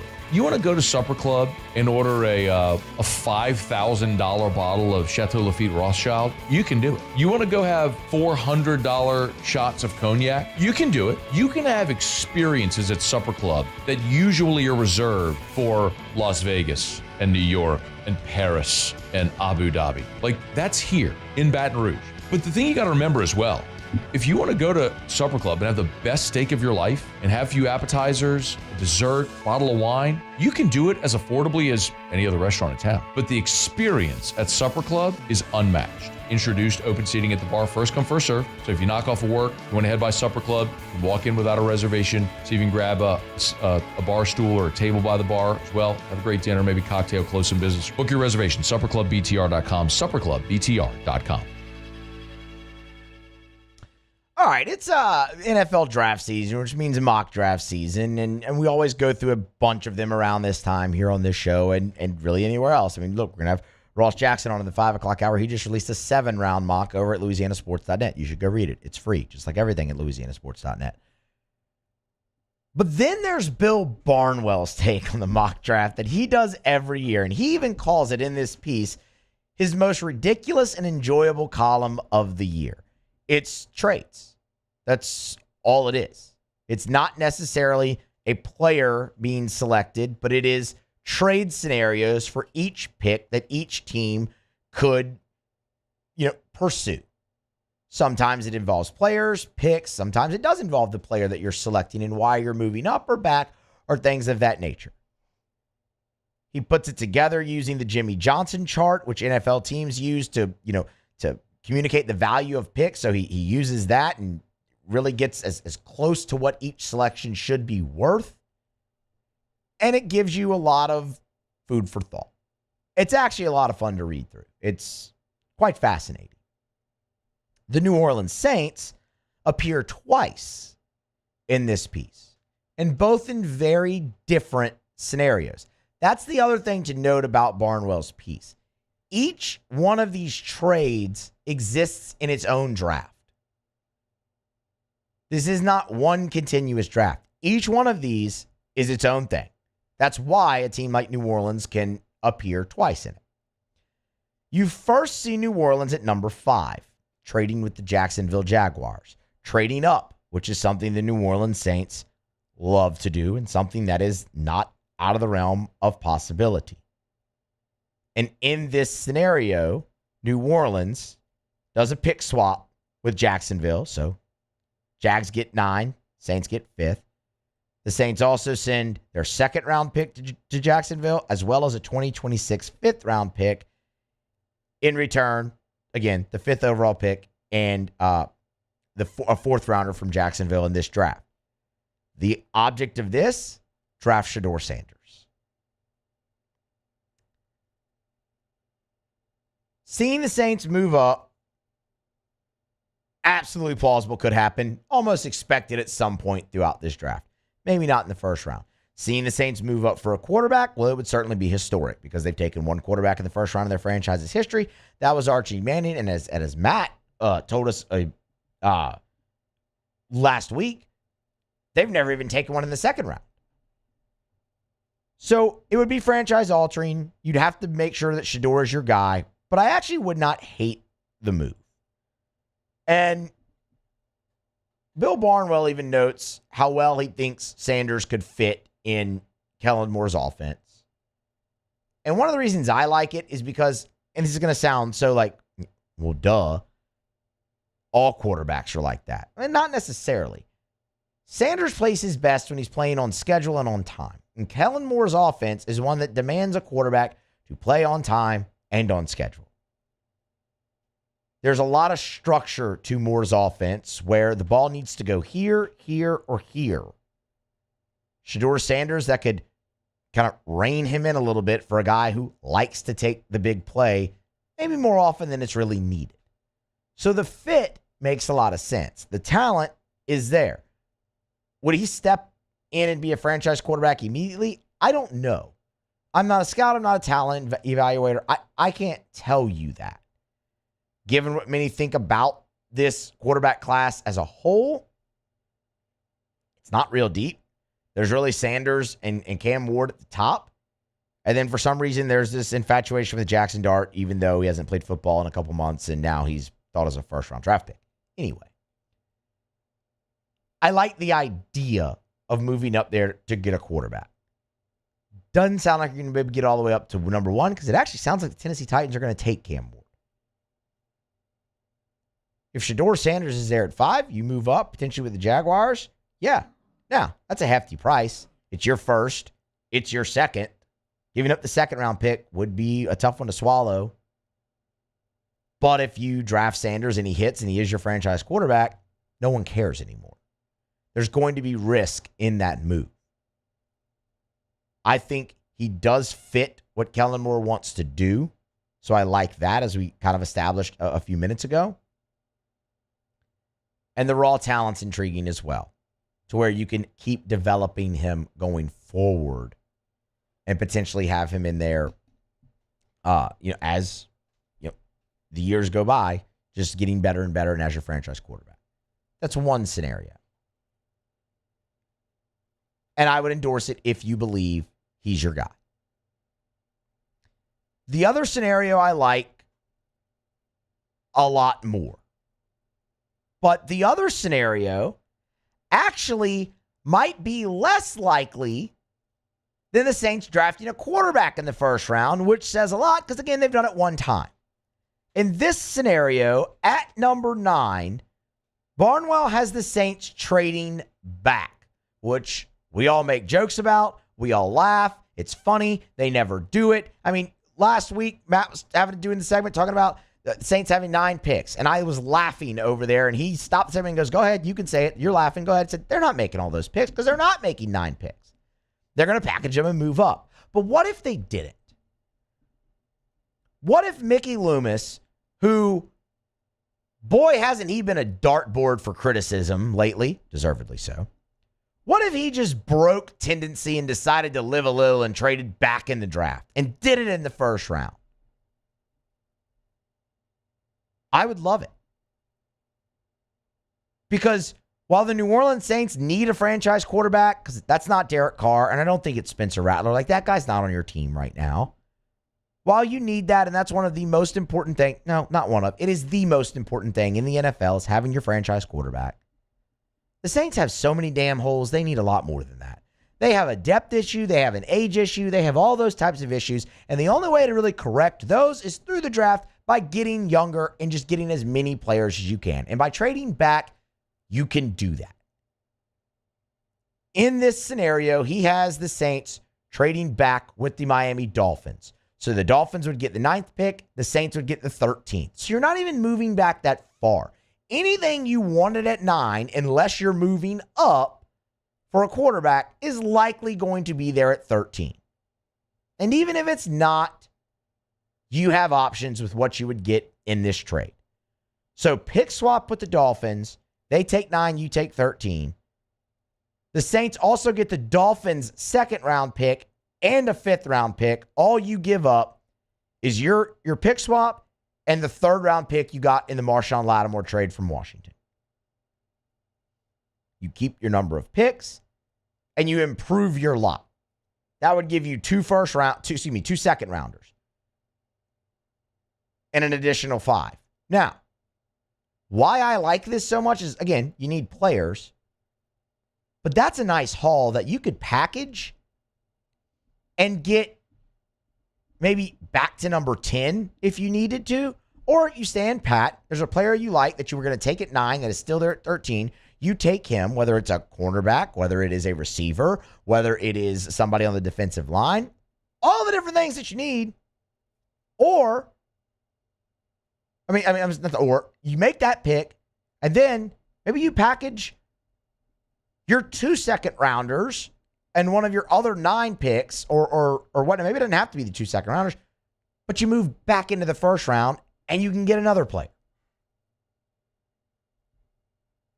That is the Saints' best option in this draft. Is to trade back, do it early, and see what the haul, if the price is right, make the move, and then see if you can't get back into the first round again with what you maneuvered. Then you can trade up. Not saying you can't do it at all, but a trade back early in this draft, given all the needs that you have, for me, it's hard to justify not doing that. They won't. Like, I go through all of this fully understanding that's not happening. But for me, it's just hard to argue against it. Now, as much hell as we give Loomis and the Saints for not trading back, they actually did move down in the 4th round back in 2023. So, blind squirrel type deal, broken clock type deal maybe there with the Saints and Loomis. But for me, that's just a clear-cut deal, especially if you can get it done with somebody like the Miami Dolphins. Now, if you can't, if the price isn't right, fine. Stay at 9, do whatever, draft your guy. That's awesome. But this is something for me they have to absolutely at least be considering, given the fact that it could maximize your 9 picks, net you even more picks and more draft capital and more draft players to hopefully rebuild this team in the right direction. Because your veterans that you're clinging to and adding, they don't have much left in the tank. That's evident. And not only is it evident, the end is inevitable there with those guys. And really none of them are making you better. Young players out of the draft can. Because look, here's the thing. The Saints have actually evaluated really well in the draft as of late. Problem is they haven't kept those guys. Like Trey Hendrickson was a great draft pick. Now, he was also in the best draft ever. But C.J. Gardner-Johnson was a really good draft pick. Zach Bond was a really good draft pick. You just didn't keep any of those guys. You've had your clunkers in there, Peyton Turner, whatnot, but you've turned Trevor Penning into a serviceable starter. Taliesin Fuanga looked awesome in his rookie season. Chris Olave is certainly really good. The concussions are a problem, but the evaluation has been really good in the draft. So yeah, do whatever you can to get even more picks and put the evaluation to good use. See if you can actually rebuild this team. Trade back and do it early. They won't, but they should. All right. Due for a break here on AFR, presented by Relief Windows. Musso in for Moscona. Scone should be back tomorrow. We'll wait and see. But for the next hour and a half, you got me. Want to switch back to some LSU baseball here in the next segment. LSU might have found their X factor in the lineup. It's paid big dividends for them early in SEC play, and it should down the stretch. We're going to talk about that next as well, along with a little bit other caveat to talk some baseball. But that's next here on AFR. AFR. Brought to you by Action Industries, proud partner of LSU Athletics. ActionIndinc.com. That's where you find them online. You can find them on LinkedIn as well. And one of the things that I tell you often about Action Industries that I really respect the most is Action Industries, they know who they are as a business. They've been around since 1982. So in 42 years, they've really developed a reputation among the petrochemical and refinery markets. And so when it comes to those contractors, these industrial and commercial contractors, like their safety record is exemplary. The work that they do is exceptional, which is why they thrive on repeat business. Well, you don't keep getting hired for 42 years if you're not doing great work. That's Action Industries. But also they know who they are. There's some giant companies that do these mega projects, and they're not going to bid on a $200 million project. But if you have a 100-man job, that's their sweet spot. They're perfect for that. You need to get to know Action Industries. ActionIndinc.com. At Bayou Automotive, we believe in a sales process that puts you first. We want you to experience an easy purchase with clear pricing and great service. Let Bayou Ford and Bayou Chrysler Dodge Jeep Ram be your trusted partners in finding your perfect vehicle. The crew at Bayou Automotive is going to do right by you.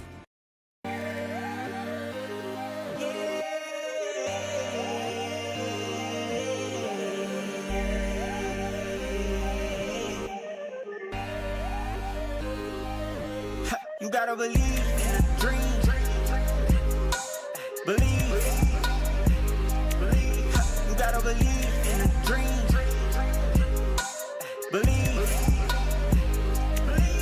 You gotta believe. My whole team on wild. ED, low T, or simply seeking to optimize your health and performance? Goodwood Men's Sexual Wellness offers a range of discreet services to address your specific needs. We empower men to reclaim their health and confidence. Visit yourgoodwood.com. Family owned and community driven. Service Chevrolet Cadillac, a legacy you can trust since 1972.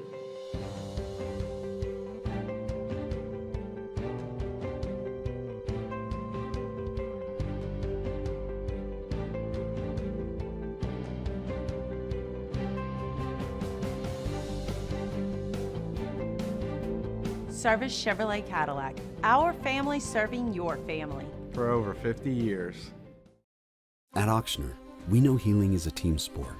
That's why we've partnered with world-renowned orthopedic surgeon Dr. James Andrews to create the Ochsner Andrews Orthopedics and Sports Medicine Institute. Whether you're a professional athlete or a weekend warrior, our team of specialists are dedicated to getting you back in the game. So whatever your reasons are for reaching your personal best, we've only got one. You. Ochsner Andrews Institute. Long live you. Crime has serious consequences, but anyone can make a mistake. If you find yourself in trouble with the law, know that you have rights, and it's okay to demand them. The law offices of O.C. Brown are here to protect you and your rights. Felony or misdemeanor, DUI or drug charge. No matter what crime you're accused of, you still have rights. Let the law offices of O.C. Brown uphold them. Call 225-343-1111. Your law firm for a lifetime. At Bayou Automotive, we believe in a sales process that puts you first. We want you to experience an easy purchase with clear pricing and great service. Let Bayou Ford and Bayou Chrysler Dodge Jeep Ram be your trusted partners in finding your perfect vehicle. The crew at Bayou Automotive is going to do right by you.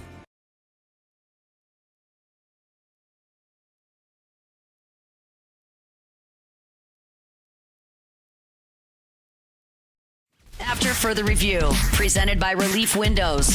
Windows, doors, siding, and oh yeah, they also do interior shutters.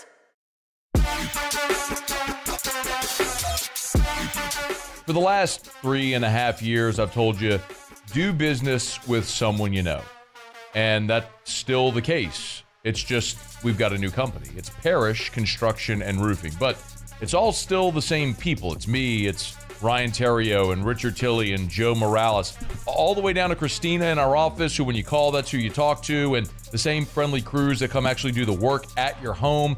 It's our same team. We just started a new company, Parrish Construction and Roofing. You can give us a shout. We even have the same number 364-1007, 364-1007, or parishbuilt.com, parishbuilt.com. Roof repairs, roof replacements, from the smallest residential repair to the largest commercial roof replacement. We do it all, and we do it friendly with a smile, and we are here, we are local, we are Parish Construction and Roofing. Do business with someone you know. Parishbuilt.com. That's parishbuilt.com.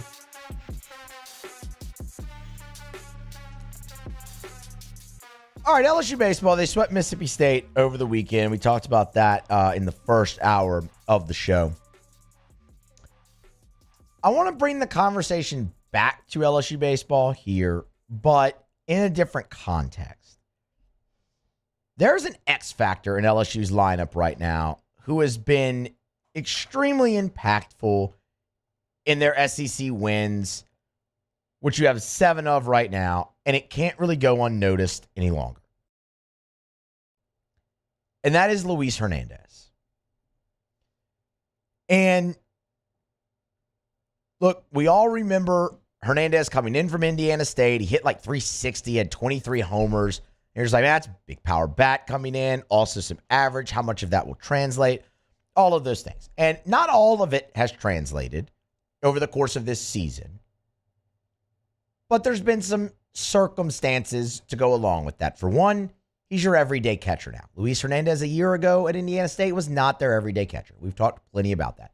He mainly DH'd because they had a major league catcher back there. Here, he's been asked to take on the load of catching every day for you, especially in conference play, and he's done really well at that too. He hasn't been great, he hasn't been elite, he hasn't been exceptional, but he has been a really solid option for you behind the plate. But it is offensively what he's been doing lately as to why this can no longer go unnoticed. Luis Hernandez got off to a slow start at the plate for LSU. He was in and out of the lineup, splitting time with Cade Arambidi back there early in pre-conference, but it also tracked to some struggles during the preseason leading into the regular season. I actually went back today and looked this up in all of my notes that I made at the scrimmages I was able to attend. And in those, again, I'm not out there every day, but in the scrimmages I was able to attend, I did not witness Luis Hernandez get one hit. But what he did was he still turned in really good at bats. There were some sac flies in there. There were some bases loaded walks. Like you could very clearly see his understanding of the game, his understanding of the zone, things of that nature. They just weren't falling in for him. He reached on an error here and there. And that kind of carried over into the regular season. And it's easy to look at that and go, well, man, look, gosh, non-conference schedule right now ain't the most difficult. He's struggling. What's it going to look like when it gets into SEC? And that gets you back into the conversation that we started this segment with, where how much of it was going to translate. You obviously had to step up in competition, the increased workload on catcher. And y'all, it's translated better than any of us could have really hoped. Luis Hernandez is playing his best ball in SEC play. He's hitting 280 for the year, but he's hitting 286 in conference play. He has started and played all 9 games for you at catcher. He leads you in homers in SEC play. He's hit 5.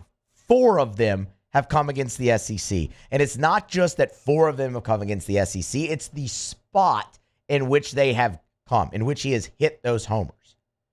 His first homer in conference play, that was a 2-run shot against Missouri that tied the game. It was the immediate response. LSU was down 2-0 early. Hernandez, the very next bottom half of that inning, 2-run jack. He had a 2-run homer against Texas off of Jared Spencer, which gave LSU the lead in that ball game early and really set the tone, and LSU really just wouldn't look back. And then, of course, game number 2 of this series, solo shot, hooking inside the foul pole off of Pico Khan to give LSU a 2-1 lead. Ultimately, that's the game-winning home run. And then he hit another one in game 3 when the game was out of reach and whatever. He led off the 8th inning with a homer. Awesome. Love to see it. He hit 363 this past weekend against Mississippi State.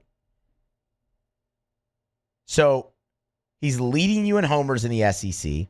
He's leading you in slugging percentage in the SEC, 657. And he's tied for second, I should say, RBI in the SEC. But what's most encouraging about this for me when looking at Luis Hernandez is the strikeout number. It hasn't ticked up at all in conference play, which further shows you the understanding of the strike zone, the understanding of the game, positions in the game, times in the game where he needs to execute certain things. Luis Hernandez, for the season, has struck out 13 times in 75 at-bats. That's 17%. That's pretty good. In conference play, it is 6 times in 35 at-bats. That is 17%. Right on the average. When the competition has gotten better, so has Luis Hernandez. And I love seeing that. Because that's a veteran guy with a lot of college at-bats, and it's what you expect, but still, it's a step up from what he saw at Indiana State, and it hasn't fazed him. And having him down lower in your order, it just exhibits the length that LSU's lineup possesses. He's the poster child for that right now. And he has been a major X factor for you in conference play. For context with the strikeout numbers, Jared Jones is having a great year at the plate, not striking out. Jared Jones, to this point in the season, still has more walks than strikeouts on the year. Jared Jones is striking out 25% of the time in SEC play. A quarter of his at-bats in SEC play, he's striking out. Hernandez has held steady. And for what it's worth, that's what Jones is doing, that is supposed to happen. That's what you expect. It's not happening with Luis Hernandez. He's been awesome, and he has impacted 3 of your biggest wins in conference play. All of those were against an ace in SEC play. 2 really good ones in Jared Spencer and Pico Khan. Major hats off, major hat tip to Hernandez because, oh, by the way, again, he's been a real solid option for you back there at catcher as well, defending. There's some things to clean up there still. But he's been the best option of the 3, and now he's hitting the ball at an awesome clip in conference play. The other thing I wanted to note here is your cleanup spot in SEC play. And it's something that I kind of went into on Musso at the Box earlier last week. That I wanted to see a change there, not because Josh Pearson isn't having a great season. He is. He's hitting over 310 at this point in the season. This is normally where you see Pearson hit his stride, right? So you're looking for great things there. But it has ticked down for him in SEC play, and especially out of the cleanup spot at SEC play. Not saying take him out of the lineup, just find another spot for him. And Stephen Milam was one of the guys that I wanted to see there. And you saw that in game number 3 of the series. And I wanted to see Milam because he was one of the guys tied for the lead in RBI in conference play. And he produced. He had well,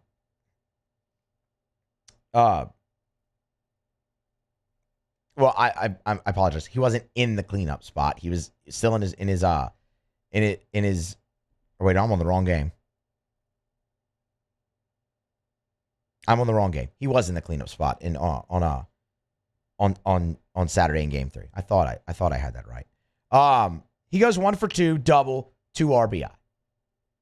That's good enough for me to want to see more. He is leading. Stephen Milam is leading your team in RBI when it comes to SEC play. Let's get him in a spot to drive in even more. I think the cleanup spot could go great there. The caveat to that, though, is Ethan Fry. Because when you've seen Ethan Fry in the lineup, minus Saturday, he's been in that cleanup spot. And normally it's been against the lefty. And he's produced awesome for you. Awesome. Like, Fry he's hitting 350 in SEC play. I say he's the caveat because really until lately, you've only seen him in there against lefties. He got the start Saturday against a right-handed pitcher for the first time this season. And on earlier in the weekend as well, they left him in to face right-handed pitching instead of taking him out. And he has produced in all of those spots.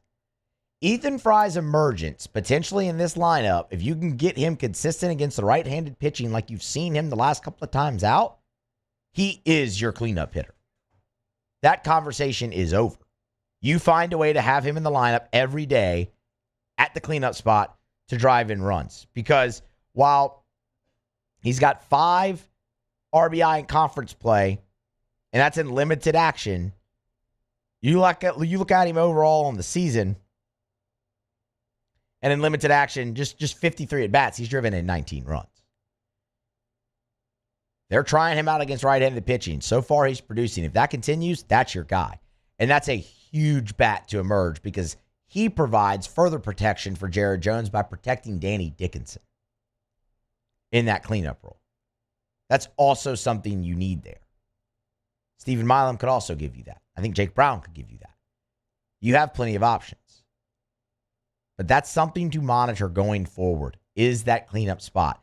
Because before Saturday, you had really seen Josh Pearson be that guy. Like, he got the start there on Thursday night. Now you've seen a change 2 games in a row. Keep an eye on Milam and Fry, both in that cleanup spot. I think they can do big things there for LSU. Fry, especially. That would take this lineup to a whole nother. That's another power bat in there potentially every day like that. That could be huge. That could be really, really huge. That's an interesting development, them leaving him in there to face righties and even giving him a start against a righty as well. All right, we're going to grab a break, come back on the other side. Close out hour number 2 of AFR. We'll do so with Tigers and the Pros. David Dellucci, Ross Jackson, all still to come here on today's show. So stick around. More next. AFR presented by Relief Windows. After further review. And when it is 94 degrees outside, I can't even imagine spending time outside during the Louisiana summers without a swimming pool. We got one in our house. I'll never own a home without a swimming pool again. If that's your dream, to have a beautiful custom pool built at your home, or if you had a pool that quite honestly just needs some upgrading, needs to be remodeled, you need Duplessis Builders. I'm going to give you the website. It's duplessisbuilders.net, duplessisbuilders.net. Y'all listen to this show for long enough, you know one thing about me. Especially when it comes to contractors, I'm never going to recommend to you the guy that's the cheapest. I'm going to recommend the guy that's the best. And that's the case with Duplessis Builders.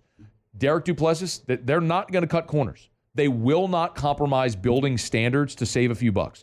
At Duplessis Builders, they will walk away from a job before they put their name on something that is not to their standard. It's Duplessis Builders. If you aren't even thinking about building a pool, you owe it to yourself to give Duplessis Builders a look. DuplessisBuilders.net.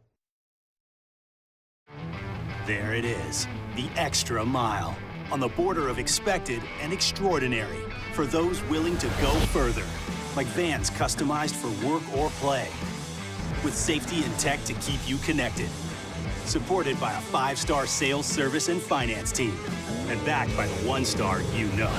So go the extra mile. It's never crowded, because so few have what it takes to go there. Mercedes-Benz Vans.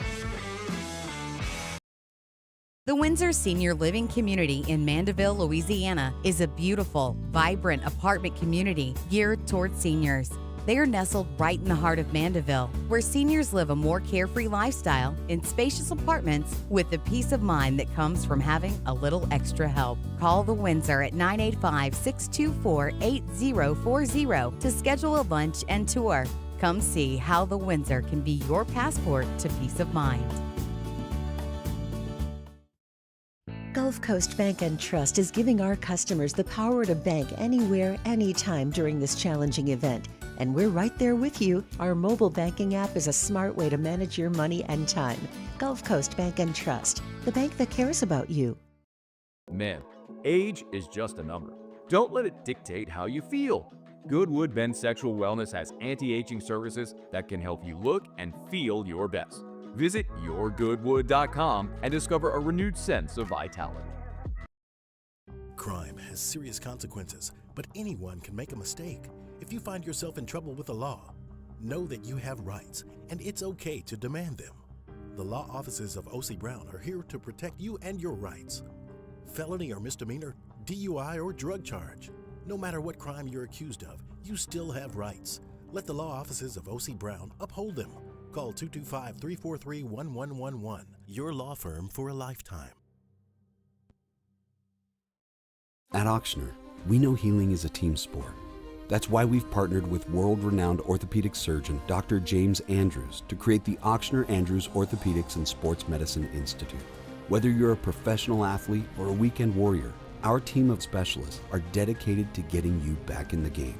So whatever your reasons are for reaching your personal best, we've only got one: you. Ochsner Andrews Institute. Long live you. Family owned and community driven. Service Chevrolet Cadillac, a legacy you can trust since 1972.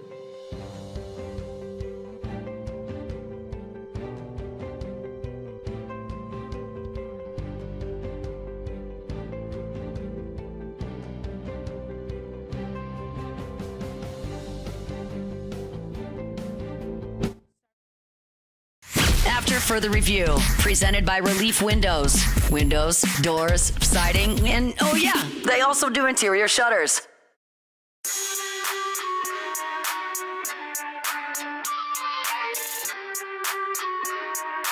Brought to you by South Point Volkswagen. SouthPointVW.com. Y'all, it is a great time right now to get on by South Point Volkswagen, especially if you have if you're looking for a new vehicle, want to get the best deal for your trade-in. Right now, the trade-in and trade-up event going on at South Point Volkswagen. They have amazing deals. You can drive away in a Taos right now, the compact SUV, 0% for 60 months right now at South Point Volkswagen. Airline just north of Highland, SouthPointVW.com. Also great deals on Atlas and Crossport. They want your certified pre-owned vehicles, so get on by and trade them in at South Point Volkswagen.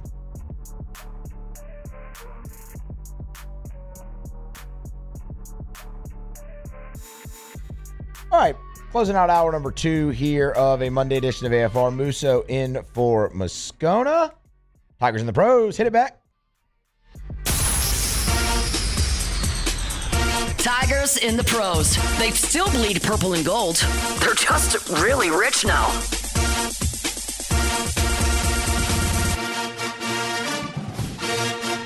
All right, we'll get started with some games in, not in progress, but games that finished earlier in the major leagues. The Red Sox and the Orioles. Alex Bregman, of course, in the starting lineup, third base, hitting third.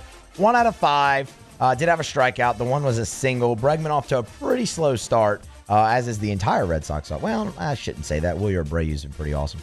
But Bregman's hitting 227 here early on the season with the Sox. He also made a diving stop over at shortstop, went to shuffle and feed the ball to second for a double play, and got the ball away, but also face planted straight into the dirt. Looked quite painful, actually, for our guy there, Bregman. NBA action from a night ago. The Minnesota Timberwolves, they were victorious. Naz Reid, just 2 points, 2 rebounds, 1 assist. He played 10 minutes. You might be asking yourself, that doesn't sound right. Musso, what happened? Did he have fouls? No foul trouble. 0. Actually, much worse. Naz Reid was involved in that giant melee that happened between the Timberwolves and the Pistons, and he was ejected. So there's going to be some suspensions coming down the pike, I would imagine, here for many on the Timberwolves, including Naz Reid. That's a tough scene when there's 7 games in the regular season remaining. But hey, love the scrappiness from Naz. Don't take no crap, Naz. Throw hands if you have to. Can you imagine Naz Reid coming at you, trying to swing? It's a 7-foot giant. No thanks. I'm good on that. Tari Eason did not play a night ago for the Rockets. A lower leg. Of course, he's been nursing that all season, and you've seen him on some back-to-backs not play the second half. UFL action is underway. Yeah? We like that? That do anything for you? The UFL? Rashard Lawrence turned in a really nice game for the San Antonio Brahmas. 4 tackles. 2 of those solo. How about Greedy Williams as well? Greedy Williams is on the San Antonio Brahmas. 6 total stops in the game for him. He was their second leading tackler. We'll get you up to date with plenty more here with the UFL as they continue to roll along with their season. They made their debut. Not their season debut, I should say. Second year of the league, but season debut this past week, week 2 on deck. We'll keep you updated. There's, I think, 7. I think there's 7 or 8 former Tigers in the UFL. So if you still want your football fix, we got it. But Rashard Lawrence, Greedy Williams Really the two standout performances so far from week number 1. All right, that's Tigers and the Pros. This is After Further Review here on a Monday, recapping what was a busy sports weekend. We've hit some of the highlights, had a couple different takes on LSU baseball. Obviously, we talked about Blaine Bradford choosing Ohio State over LSU. That was in the first segment. That'll also be up on demand, presented by Brett Goff. AFR on demand, presented by Brett Goff. Find it on the Watch 1045 YouTube channel and AFR LSU YouTube channel as well. Once Paulie gets that up and loaded, or it might already be there, I don't really know. But that'll be there for you as well. Shay Dixon will be here tomorrow. I'll talk plenty more about that. But we still have left David Dellucci in his weekly spot to recap the week in the SEC. From the baseball side of things, Ross Jackson still to come, and the men's Final Four is set. Of course, we got Auto Locks. It's a jam-packed hour 3. Stay here for it. After further review. At Luba Workers Comp, our journey began over 30 years ago with a simple belief. Our clients come first. At Luba, our business has always been focused on people, not policies. Through every success and challenge, we've continued to grow because we've stayed true to our values, committed to providing you with genuine dependability. Because your well-being is more than a priority. It's our purpose.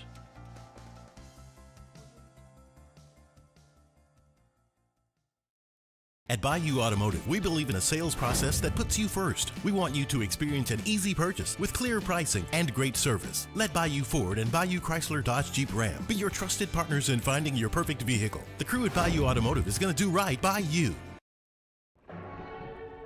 These are the luckiest ice cubes in the world. They could have been a thankless bed for an all-you-can-eat salad bar.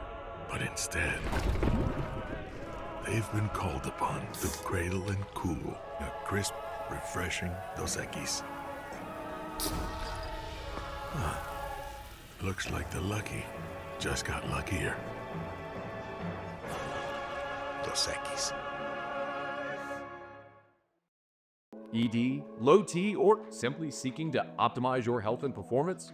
Goodwood Men's Sexual Wellness offers a range of discreet services to address your specific needs. We empower men to reclaim their health and confidence. Visit yourgoodwood.com. Crime has serious consequences, but anyone can make a mistake. If you find yourself in trouble with the law, know that you have rights, and it's okay to demand them. The law offices of O.C. Brown are here to protect you and your rights. Felony or misdemeanor, DUI or drug charge. No matter what crime you're accused of, you still have rights. Let the law offices of O.C. Brown uphold them. Call 225-343-1111. Your law firm for a lifetime. At Ochsner, we know healing is a team sport. That's why we've partnered with world-renowned orthopedic surgeon Dr. James Andrews to create the Ochsner Andrews Orthopedics and Sports Medicine Institute. Whether you're a professional athlete or a weekend warrior, our team of specialists are dedicated to getting you back in the game. So whatever your reasons are for reaching your personal best, we've only got one. You. Ochsner Andrews Institute. Long live you. Gulf Coast Bank and Trust is giving our customers the power to bank anywhere, anytime during this challenging event. And we're right there with you. Our mobile banking app is a smart way to manage your money and time. Gulf Coast Bank and Trust, the bank that cares about you.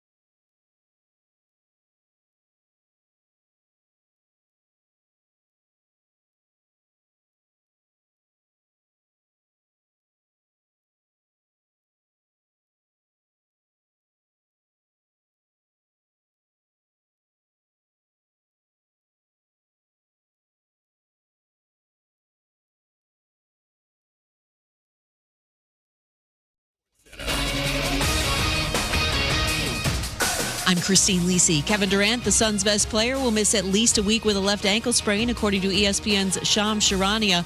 Phoenix, game and a half out of the final play-in spot in the West, has the toughest remaining schedule in the NBA. ESPN NBA analyst Kendrick Perkins. Outside of the Philadelphia 76ers, the Suns are the biggest disappointment, second biggest disappointment in the NBA, and there's no reason to bring KD back. The energy is off. They're so inconsistent, and this is the prime example of a team that plays individual basketball. Rutgers freshman Dylan Harper declared for the upcoming NBA draft. He is the projected number 2 pick.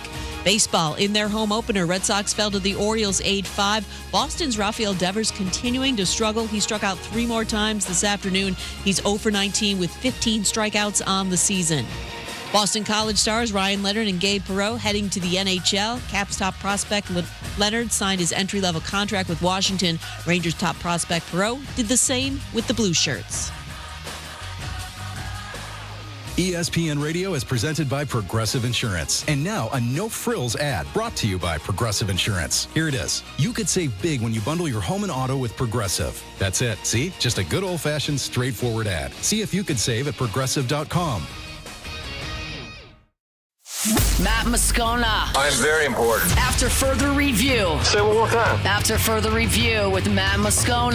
And here we go. Live from the Mercedes-Benz of Baton Rouge studio. Let's ride!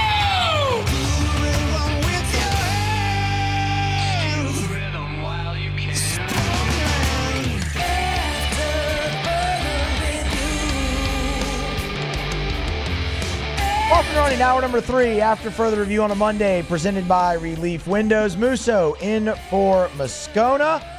Jacob Beck, Paul O'Neill along for the ride as well. And we're happy to have you here as we begin the final hour of AFR on a Monday. And we will do so how we do every week. That's with the SEC Network's David Dellucci recapping a busy, busy week in SEC baseball. David, we appreciate the time. How are you? I'm doing great. Thanks for having me on. Absolutely. Man, there are no slow weeks in SEC baseball, and this one was no exception. Plenty of ranked on ranked matchups. We'll start here with LSU and Mississippi State, which, I mean, look, they just made a habit of playing into the wee hours of the morning here in this series. But main takeaway on the LSU side from their sweep of the Bulldogs? Well, I was proud of the Tigers. They were able to win all 3 games in 3 different fashions. They just gritted out the first game. And, oftentimes it's said that LSU just expects to win every time that they take the field, and they put the pressure on the opposition and make them make costly mistakes. And that's what they did to State. The momentum switch, Tigers took advantage of it. State couldn't throw a strike. And then they win a pitcher's duel, which was outstanding. We talked about how dependent they are on their offense, but they showed that they can win a close ball game. And then in game 3, late night game, you wonder who wants to be there, who wants to win, and LSU comes out scoring 8 runs in the first inning. And basically after that inning, Mississippi State, all they could think about was getting on that bus and getting home. So it was a fantastic sweep for the Tigers. What did you see from Anthony Ianson and Chase Shores in the rotation? Because this felt like a big step forward for both of them. Yeah, I think every day they get better and better, and Ianson is just legit. Early on the season, the questions were, can he last late into the game, or is he going to be a guy that you're going to have to use your bullpen? And 12 strikeouts, 5 innings is fantastic.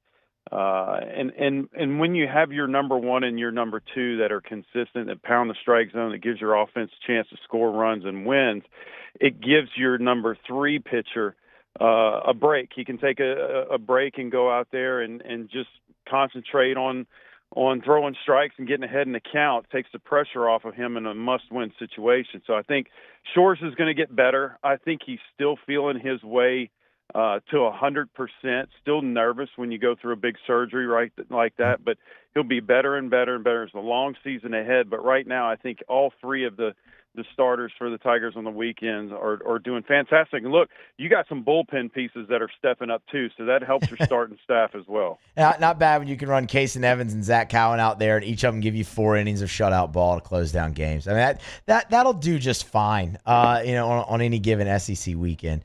On the flip side of that series, Mississippi State, they're now 1-8 in the league, and I look at them and I'm like, man, that's like the quintessential better than their record team. What gives with Mississippi State right now? I think it's all confidence, man. And they've had a rough start. They've played some tough series so far. It's not going to get easier in the SEC, but that seems to be a team that after they won the College World Series, they just bottomed out, and they're looking for any break that they can get, and they unfortunately haven't found it. Anytime they get some decent hitting, they don't have the pitching that night. Anytime they get good pitching, they don't have the hitting. They just cannot put it together, and that's kind of been the common theme for them for the last couple years. I hate it for that program because I think the SEC is better when State is competitive, but they're just trying to figure things out. Now, look, Pico Khan, if anybody watched him pitch, that is a legit ace. He is legit. So they do have some pieces there. They're just not all working together right now. Some of the ranked-on-ranked matchups that we saw in the league. Start in Athens, Georgia. Georgia sweeps Auburn. The Bulldogs are now 28-2, 8-1 in the league, tied at the top with Arkansas, Tennessee, and Texas. The pitching still lacking a little bit for Wes Johnson's group, but the offense is insane. Are you buying the Bulldogs even with some of the struggles on the mound? Yeah, I am, because if you're keeping an eye on that pitching staff, they're getting better. Now, I think they're 13th or 12th in conference in ERA. The concern was early on in the season, I think the starters were going about an inning and a half is what they were averaging, and they were putting a lot of strain on the bullpen, which is very good. They got plenty guys in that bullpen that can throw 97, 98, even 100 miles an hour, but you didn't want to wear those guys out early in the season. And this weekend they got better efforts out of their starting pitching, and it's an offense that can slug with anybody. I mean, we're talking about an elite offense. And after losing Charlie Condon and Corey Collins last year, I mean, those two guys combined for about 60 home runs, 50 home runs. You figured, they're not going to score many runs this year. Not the case. I mean, they're killing the ball. Auburn did a great job pitching against them this weekend, but Georgia just kept putting pressure on Auburn and forcing Auburn to make some errors in the field, and they took advantage. So it's a team that's hot. It's a team that can slug. And if you want to win in the SEC, you're going to have to be able to put up crooked numbers, and that's what that's what Georgia's doing. Another one of the ranked-on-ranked matchups we saw features Oklahoma, who obviously LSU will see this weekend up in Norman. They went to Tuscaloosa, the Tide taking 2 of 3. Coach Rob Vaughn, he's got those guys playing really, really well. What did you see in that weekend? Because that was Oklahoma's first SEC series loss, but Bama, they keep on rolling. Yeah, Bama's a good team. Bama's got good pitching. Bama is a team that everybody was kind of figuring, last year's first year for Vaughn. He's getting his feet wet. Guys are getting used to him. They'll take another step forward this year. Man, they leaped forward this year, and Justin LeBron is an electric player for Alabama. It was a little scary point of the weekend where it looked like he may be injured, but he is fine, and he leads the train over there. So Bama's good. They do everything well. They can slug if they need to. They've had some big hits, big walk-offs this year. Another team that's playing with a lot of confidence, and I like their chances to as of right now, to host when you get to the postseason. Thought on Arkansas going up to Nashville, sweeping Vanderbilt. I think I read it was the first time they've swept on the road there since 2003 or something like that. It's been a while. It's been a while, and it's interesting to me because Vandy's still ranked, but they really haven't played very well. They had a great non-conference schedule. They played some tough teams early, but Vanderbilt is just it's interesting because they're known for their pitching. They haven't really slugged the ball the last couple of years, and right now pitching is so. Hitting is not where they want it to be. They playing some tough series. I mean, you play Arkansas, and the way Arkansas is playing right now, it's going to be tough. And Razorbacks took care of business. Vandy will be better. I think they're a little overrated right now, but they will be better as the season goes on. But man, Arkansas is a buzzsaw. You're talking about a top tier. When you think of your top tier SEC teams, you think LSU, you think of Tennessee. You put Arkansas up there right now. They are hitting and they're pitching, and it's elite on both sides. Glad you mentioned tiers, because that's where I was going next. This is odd to see in the SEC, where you look at the standings and the top and the bottom are so clearly defined. Where, I mean, you look at the top, you got Arkansas, Georgia, Tennessee, Texas, all at 8-1, and then at the bottom, you got 4 1-8 teams, and then Missouri at 0-7.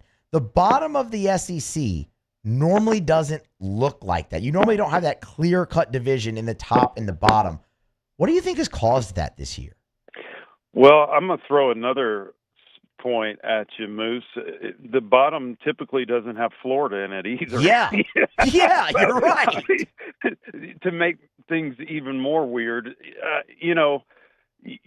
we're in the era where teams are building their programs, and when you build it, and you're able to generate NIL money, and you're able to hit the transfer portal, you're going to win. And I think we're seeing the divide between teams that are not doing it and teams that are. And Florida being one, and Mississippi State being another, South Carolina another. Now Texas A&M, that's the head scratcher. Can't figure that out because they have so many great players. But I think this is a sign of things to come. And every year when somebody's winning big, like you have Tennessee and Texas and Arkansas, somebody's going to be losing big, and it just so happens to be those teams this year. It's pretty wild to see. I mean, I don't want to call it a top-heavy league because, I mean, all these teams are great. But, I mean, when you look at the standings, it's a top-heavy league. When you're looking just at standings and not, watching the games and things of that nature, it's pretty crazy. Early thought, LSU, Oklahoma this weekend up in Norman? I think it's going to be a great matchup. Don't sleep on Oklahoma. It's a team that came right out of the gate. I think they won 11 in a row. They're a very good team. They're a scrappy team. They're coached well by Skip Johnson. They're going to play hard. They got the Witherspoon brothers are good pitchers. Now they don't slug the ball out of the ballpark. Their team ERA is not going to wow you, but they're going to take extra bases. They're going to be scrappy, and they're going to play momentum. And as long as you keep momentum on your side, as long as you get ahead early, and make all the plays, LSU will be fine. But this team lives on sucking that momentum back on their side. They live on pressing the base runners, and you just got to play your game. Get all 27 outs. Don't give them any extra opportunities, and LSU will be fine. He's David Dellucci, SEC Network, of course, with us every Monday here on AFR, recapping the busy weekend that is SEC baseball. You can get him on Twitter at David Dellucci. David, we appreciate the time as always, man. Thank you. Yep. Thanks for having me. Have a good day. You do the very same. We're going to grab a break, come back on the other side. Ross Jackson joins the show. He's got a 7-round mock up at LouisianaSports.net. Some really interesting picks. He has the New Orleans Saints making one with a really interesting local tie. That's next on AFR. AFR. Brought to you by River City's 1 Hour Air, where they're always on time or you don't pay a dime. 752-0001, where they're always on time or you don't pay a dime. I love sharing 5-star Google reviews. Here's one from Ricky Gomez, who said Chris, his technician, was very professional and knowledgeable during the HVAC evaluation. He provided details and recommendations in a clear and concise manner. That's one of the things that always stands out. If you're having an issue with your AC or your heater, and River City's 1 Hour Air sends out a technician for an evaluation, they're going to explain your options to you. And that may sound simple, but none of it, I don't know anything about an HVAC, neither do you. Let's be honest. So whenever they go get up in your attic or they go look at your HVAC unit on the side of your house and they come talk to you, they're going to explain very clearly what's happening and your options to remedy it. It's River City's 1 Hour Air. Look for the big yellow vans and trucks with the giant clock on the side. 752-0001. There it is, the extra mile. on the border of expected and extraordinary for those willing to go further, like vans customized for work or play, with safety and tech to keep you connected. Supported by a 5-star sales, service, and finance team, and backed by the 1-star you know. So go the extra mile. It's never crowded, because so few have what it takes to go there. Mercedes-Benz Vans. Gulf Coast Bank and Trust is giving our customers the power to bank anywhere, anytime during this challenging event. And we're right there with you. Our mobile banking app is a smart way to manage your money and time. Gulf Coast Bank and Trust, the bank that cares about you. It's not just a game, it's a religion. You've got your team colors, team swag, and now your very own website. LouisianaSports.net. Everything LSU, Saints, and Pelicans. Sports on demand. In-depth coverage by sports writing pros with continuously updated news. And with the LouisianaSports.net newsletter, you get pinged directly with top trending stories. Best of all, now and always, no paywall. It's free. LouisianaSports.net. Powered by 104.5 ESPN Baton Rouge. Your home for Louisiana sports. Man, age is just a number.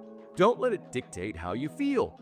Goodwood Men's Sexual Wellness has anti-aging services that can help you look and feel your best. Visit yourgoodwood.com and discover a renewed sense of vitality. Family owned and community driven. Service Chevrolet Cadillac, a legacy you can trust since 1972.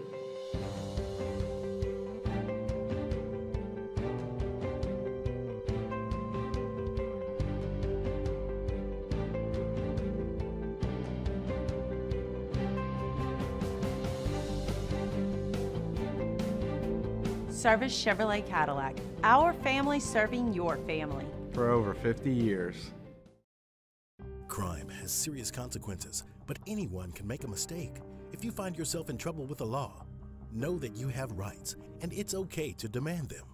The law offices of O.C. Brown are here to protect you and your rights. Felony or misdemeanor, DUI or drug charge. No matter what crime you're accused of, you still have rights. Let the law offices of O.C. Brown uphold them. Call 225-343-1111. Your law firm for a lifetime. When it comes to choosing energy for your family and your home, make the smart choice with natural gas. You can count on efficient and affordable natural gas to keep you comfortable and reduce your environmental impact to help protect our planet. Together, we're fueling our energy future. Atmos Energy.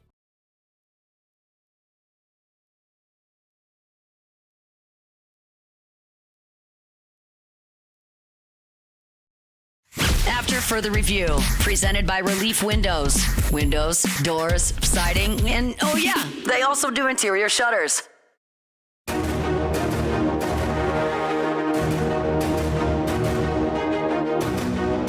Quick reminder about Lee Michaels Fine Jewelry, lmfj.com. lmfj.com for Lee Michaels Fine Jewelry. They're the best. If you are, gentlemen, thinking about popping the question and you're thinking about where am I going to go buy that diamond, I want you to consider this. There are places that will sell you man-made lab diamonds, but what are you buying? It's according to its makeup and characteristics, sure, diamond. But is it going to hold its value? Like, is that the way you want to say, I love you, I want to spend the rest of my life with you? Go to Lee Michaels. Go to Lee Michaels. Walk in the door. Experience the thing I talk about all the time, which is the Lee Michaels experience. It's Lee Michaels Fine Jewelry with 10 locations. Baton Rouge, 2 locations in Baton Rouge. New Orleans, Lafayette, Shreveport, Mississippi, Texas as well. 10 locations across 3 states. It's Lee Michaels Fine Jewelry. Thrill her, gentlemen. Thrill her with a gift in the red box from Lee Michaels Fine Jewelry. NFL mock draft season has never been more in full swing than it is right now. You know that because Ross Jackson over at LouisianaSports.net is throwing out full 7-round mocks. Our guy joins us here on AFR right now on Twitter at Ross Jackson Nola. Ross, we appreciate the time as always. How are you? Yeah, man, doing great. Thanks for having me on. Absolutely. How's Palm Beach? It's beautiful. Driving through it right now as we're on our way to the big reception tonight and everything like that. And I can tell you that this would be a place that I could definitely visit, but certainly would never be able to live. Okay. There's plenty of that. I totally understand what you mean by that. 100%. All right, Ross, let's dive into your 7-round mock for the New Orleans Saints. Obviously starting at number 9, but there's plenty of picks that I want to kind of go through with you on and talk interest, fit, a whole bunch of different things. But it's largely assumed the Saints are either going to go best available at 9 or cornerback. Here you have them going cornerback with Jahdae Barron out of Texas. Why is he the pick? Yeah, I mean, he's a super interesting prospect. And look, sometimes when you do these mock drafts, right, you're trying to figure out, okay, who haven't I mocked before? How do I cover them and things like that. So it's an opportunity to kind of be able to discuss them, put them on the map a little bit for Saints fans. But, when it comes to Jahdae Barron, like you're drafting somebody that's incredibly high character, that's a leader in the room, and not just in his room, but has the ability to be a leader on a defense. Has some connection to the New Orleans Saints as well. Terry Joseph, who the Saints signed as their defensive pass game coordinator, was the defensive pass game coordinator and secondary coach for the Texas Longhorns, working with Jahdae Barron every year of his Longhorns career. And look, he's got everything that you look for. He's kind of a twitched-up athlete. He's able to move. I think he ran like a 4.39, 4.37 during his pro day. Showed good speed. Also shows great recovery, great discipline on the field. Ball hawking ability as well. 5 interceptions, led the SEC last year. And so, when you look at the kind of changing tide at cornerback, because Michigan's Will Johnson was kind of consistently considered the number one guy, his injury concerns have kind of knocked him back a little bit. With Barron, none of those concerns exist. He's a solid prospect with 5-position versatility in the secondary, and again, a mature and very good leader, which I think is important for a team like the New Orleans Saints that's kind of going through this, what we expect to be kind of 2-3 year transition. And so just a lot of different reasons why this guy makes sense, leave alone the connection, of course, to Terry Joseph. Do you subscribe to that theory as well, that at 9 for them it is either best available, and if it's not best available, it's cornerback? Yeah, I think so. And look, I think that there's a world in which the best available player is, a corner, in that situation because of how good Jahdae Barron is. I think he's the number 7 player on the PFF top, their big board right now and things like that. And I know he's ranked highly on some NFL boards as well. And so I do think that that's the case. And I think the thing to keep in mind, too, is that best player available is still impacted by positional value pretty often, too. And so depending upon what a team needs, that player that plays that position might end up being a little bit higher on their board than other teams' board that don't necessarily need that position. All right, pick 40 overall, round 2, Mason Taylor from LSU. Everyone's going to get really excited about this when they see the Saints even projected to take an LSU player because, well, before Will Clapp in 2018, they just felt like they never really did it. How real is the interest between Mason Taylor and the Saints? I think the interest is really there. I mean, if you follow you just kind of follow the visits, you follow the time, right? Senior Bowl, he was at the Senior Bowl. Saints were at the Senior Bowl. Saints had coaches at the Senior Bowl as well. You look at the Combine, of course, where every team meets with every player, so you assume that there's connection there. The LSU Pro Day, we saw guys like TJ Magnetti as well as others that were kind of, talking with Mason Taylor off to the side. Then you had the LSU Pro Day and then some reported meetings in addition to that as well. And so I just think that there's a lot that connects these two so far in terms of off-season interest. Now, it doesn't guarantee draft interest, of course, but I think that this is a situation where we're not just looking for fire where there's no smoke. I think there's certainly smoke. And then, correct me if I'm wrong, I know media is not totally allowed there at local pro day, but Mason Taylor was present there as well, wasn't he? Was he not? Correct, yeah. Did he? Yeah, so beyond the LSU Pro Day, he was at the Saints local Pro Day, which was held at their facility. And then my understanding is that there was some additional meeting time that happened between them as well, following the Pro Day workouts and things like that. Boy, that'd be a huge get for the Saints if they could land Mason Taylor in the draft. That would just it's something that makes sense for them, right? I mean, I get it. Like, they just extended Juwan Johnson for 3 years, but you got to look beyond, right? You don't just draft for 2025; you draft for the years beyond. And so, guys like Boston Morrow as well as Taysom Hill, they go into their final year here, their final contract year, both coming off of some serious injuries. And so we don't know necessarily about their availability just yet. Hopefully we'll get some of those updates here in Palm Beach, but we don't know about their availability just yet. And then we don't really know about their future beyond 2025. And so a guy like Mason Taylor pairing up with Juwan Johnson for a few years, I think it's a pretty solid pairing to have for your future at the position. Yeah, I agree. I mean, and it would just, again, everyone would just love it because, it's the Louisiana LSU guy, so you're all in for it. Jump ahead a little bit here, and let's talk Kyle McCord. So you have the Saints taking Kyle McCord with the 184th pick. That's in round 6. Of course, the news of their private workout with him a week ago, that obviously suggests strong interest. What makes Kyle McCord a good fit for Kellen Moore and the New Orleans Saints?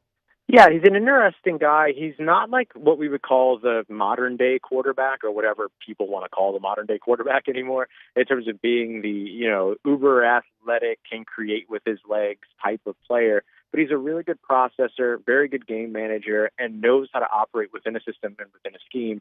And I think you saw that, his transfer from Ohio State to Syracuse had a really good impact for him. I mean, look, he went on to lead D1 FBS in completions as well as passing yards. He led the ACC in interceptions as well with 12 interceptions, but 5 of those came in one particularly challenging game up against Pitt. But, I mean, the guy is just a quick processor, gets the ball out quickly, can stand in the pocket, and has poise when under pressure. I think the big thing with him is just, massaging the decision-making a little bit. But I think he's got NFL size. He's got the ability to make all the throws, and he's somebody that is able to process the system really well. And I think that when you're a guy like Kellen Moore, a smart head coach, you want a smart quarterback, and I think you see that with Kyle McCord. How confident are you that the New Orleans Saints do draft a quarterback at some point in the 2025 draft? More confident now than I've been before, but I still question it. I mean, we've seen this before, right? Yeah. Back in the Kenny Pickett, Matt Corral, Malik Willis, Desmond Ridder draft, it was all over the place. The Saints were going for a quarterback, and they were in love with this quarterback and that quarterback, and they were in love with every quarterback in the draft. There's no way they were leaving without one. And then they left without one, and then that quarterback class ended up being awful as well. And so I wouldn't be shocked to see something similar happen here in reference to the Saints' involvement, that like they're doing all this homework on quarterbacks, they're being connected to all these quarterbacks and things like that, but then maybe leave without one. The thing that feels different this time is how loud everything has been, where it's not just speculative interest. There's, Scott Tolzing having these private workouts with Kyle McCord, and then, Kellen Moore being present in person for Jackson Dart's pro day, and then all the pursuit and meetings and conversations and pro day visits, Mickey Loomis going to the Miami pro day to see Cam Ward, like all of this stuff is visually a little bit different. So I put a little bit more weight on that, but I'm still not completely convinced, but I'm a little bit more confident than I would be in the past. See what the Saints do there. I did want to go back to your Tate Ratledge selection, because that one's interesting to me as well. Obviously he's coming off of an injury a little bit there, but I mean, before that, Tate Ratledge kind of just seems like the full package. I mean, he's interior offensive line, which the Saints obviously need. What is it kind of about Ratledge that plugs him with the Saints so well? Yeah, I mean, I'll start with the simple side of it, which is that he's really good. I mean, just to call it what it is for a second, I think he's just a really good player. But I think beyond that, he's somebody that is scheme versatile, played in a pro-style offense over in Georgia. The Saints, when they went to Georgia, they hosted a dinner with several or numerous draft prospects, according to Nick Underhill over at New Orleans Football. I can't imagine that those 3 interior offensive linemen, Ratledge, Jared Wilson, as well as Dylan Fairchild, weren't some part of that. Maybe they were, maybe they weren't, but I assume that there were some connections there. And I think Ratledge, just being a guy that is athletic, ran a 4.97, a sub 540 yard dash there for an offensive lineman, that always jumps off the books, moves really well. Understands both zone and man blocking schemes, which I think is important because Kellen Moore is going to want to balance this run game a little bit here as he moves forward in terms of installing a system. I think Ratledge just kind of fits and checks a lot of boxes in what a Kellen Moore offense could be. Chatting with Ross Jackson, LouisianaSports.net, and, of course, Locked on Saints podcast. Go subscribe, listen wherever you get your podcasts. Ross, a couple more.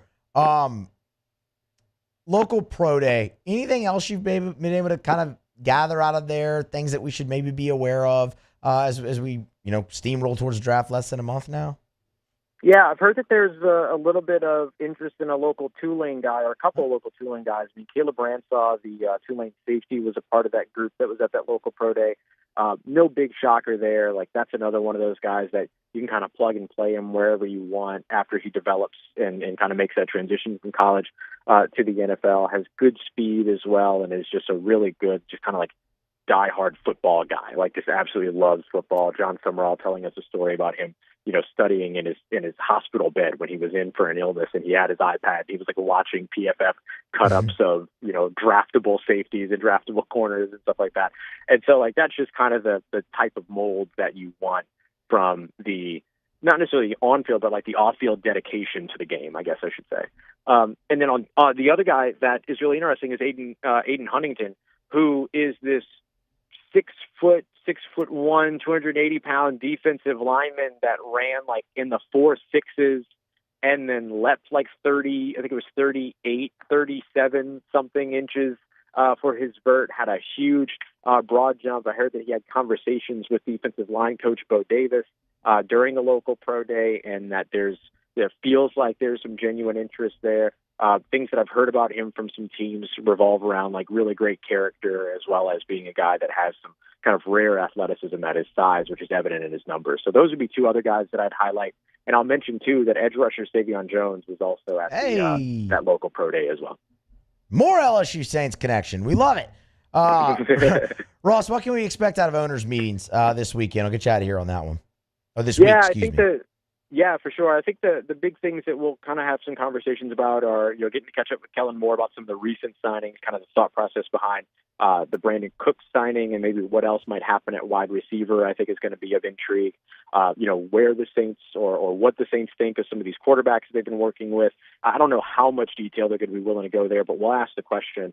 And I think another thing that's going to be really interesting is beyond the quarterbacks in the draft, how are they really feeling about, so much of the quarterback discourse in terms of the guys that are on the roster right now has centered around Derek Carr, but what do they feel about guys like Spencer Rattler and Jake Haener? And what is that QB2 position behind Derek Carr actually looking like? Are we looking at another season long, they're always competing again, or are they going to actually try to settle this and have kind of a more structured approach to what that looks like? So I think those are among some of the things that we'll discuss, as well as many others. Very curious about if we get an update on training camp plans. Will they have training camp in New Orleans? Will they not? This is the time to really get into some of the operational stuff in addition to what you're prepping for when it comes to the draft, as well as post-free agency.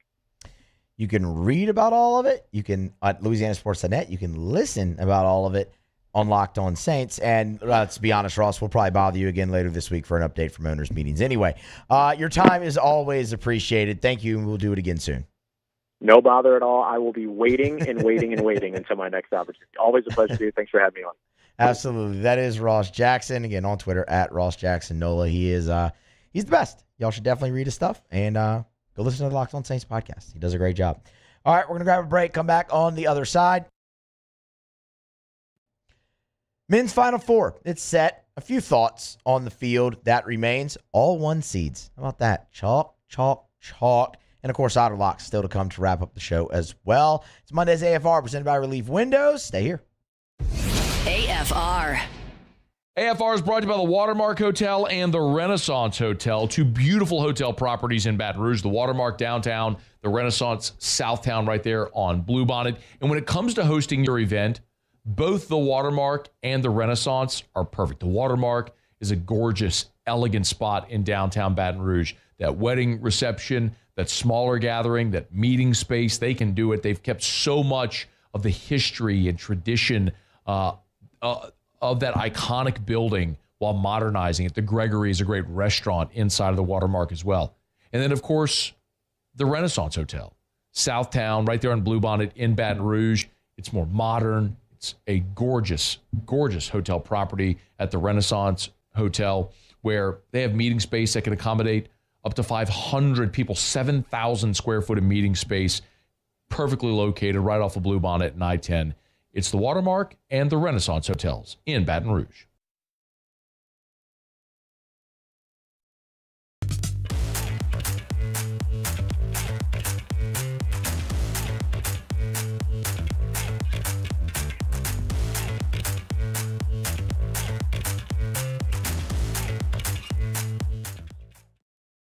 ED, low T, or simply seeking to optimize your health and performance? Goodwood Men's Sexual Wellness offers a range of discreet services to address your specific needs. We empower men to reclaim their health and confidence. Visit yourgoodwood.com.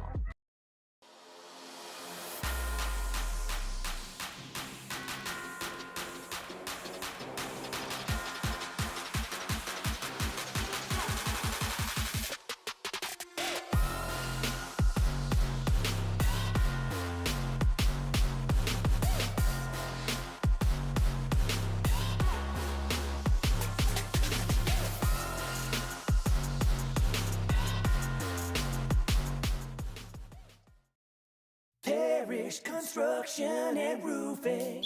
This is Coach Kim Mulkey.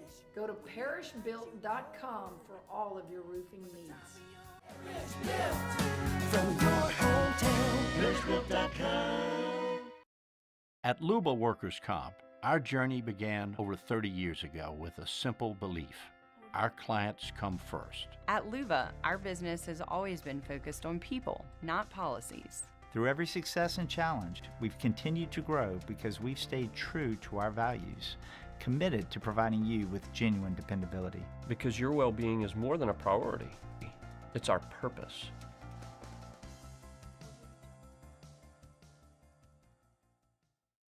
At Ochsner, we know healing is a team sport.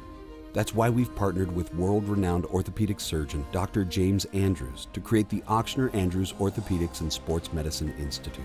Whether you're a professional athlete or a weekend warrior, our team of specialists are dedicated to getting you back in the game. So whatever your reasons are for reaching your personal best, we've only got one: you.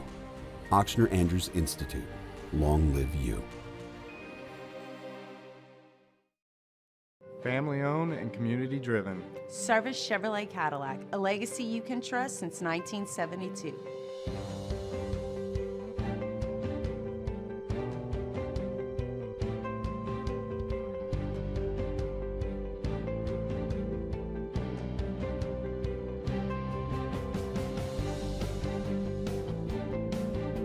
Service Chevrolet Cadillac, our family serving your family. For over 50 years.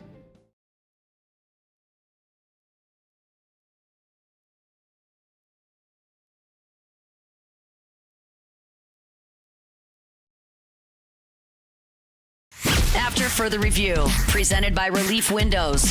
Windows, doors, siding, and oh yeah, they also do interior shutters. Brought to you by Relief Windows and ReliefWindows.com. You know, when we talk about Relief Windows every day, I always say windows, doors, siding. And now, shutters as well. They do your indoor shutters. Same thing as the windows. Custom made, measured to fit your windows, custom fit for your windows, lifetime warranty on your windows, your shutters. But Brandon, you often hear say their number one product is customer satisfaction. And that's not just a catchy line. That's not a cliche phrase. Have an experience with Relief Windows and you'll understand. They go to the ends of the earth to make sure their customers are thrilled with the work they do. As a matter of fact, Relief Windows never takes a dollar from you. You will not, no deposit, no down payment. They take all the risk. They will not take a dollar until you're thrilled with the work they do. Who else does that? Only Relief Windows. Check them out online at ReliefWindows.com. All right, we're gonna get to some discourse on the men's Final Four. That is set and it'll get underway on Saturday. But first, just a quick note regarding LSU women's basketball. Of course, their season came to an end in the Elite Eight on Sunday against UCLA. Samaya Smith is entering the transfer portal, so that's a pretty big development for Kim Mulkey's squad, as they're going to need some help in the post. Obviously, with Anissa Morrow moving on, and now clearly. With Samaya Smith announcing her intentions. 3 seasons in Baton Rouge, won a national championship. She was a freshman on that 2023 team. Of course, had the torn ACL early a season ago, returned this season, 20 minutes, 6 and 6 per game.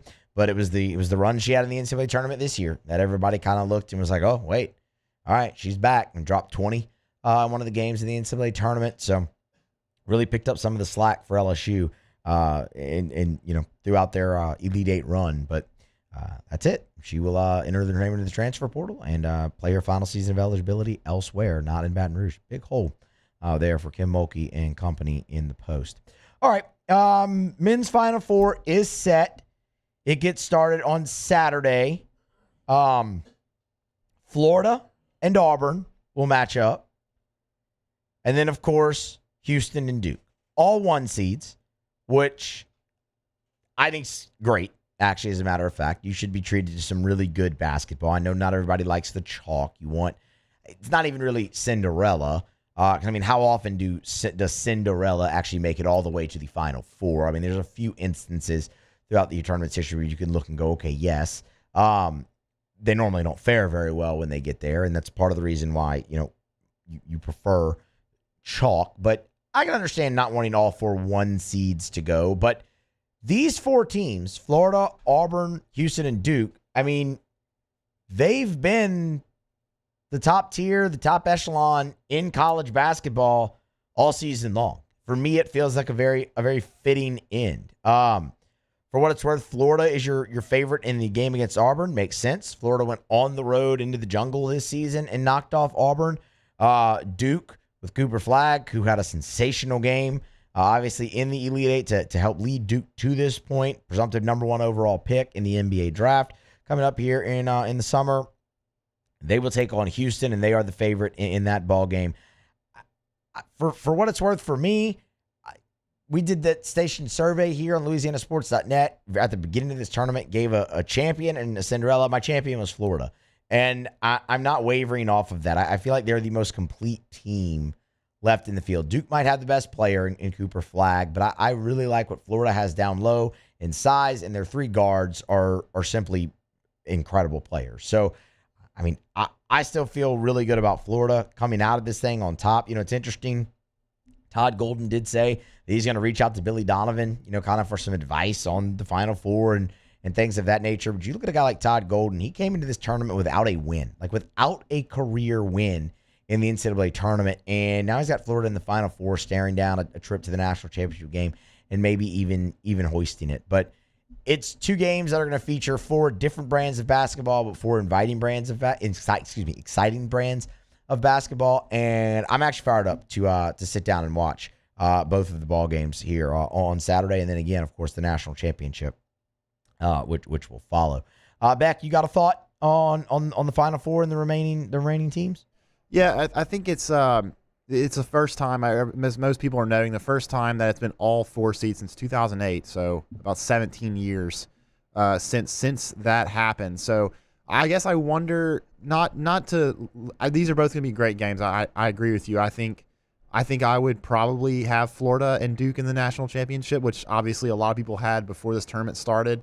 But I think a more overarching thought is in regards to this tournament as a whole, there really wasn't a lot of upsets. I don't think a 13, 14, or 15, or obviously 16 won in this tournament. And so I wonder if we're seeing the continued transfer portal, just evolution of the transfer portal in college basketball and all sports, but specifically with basketball.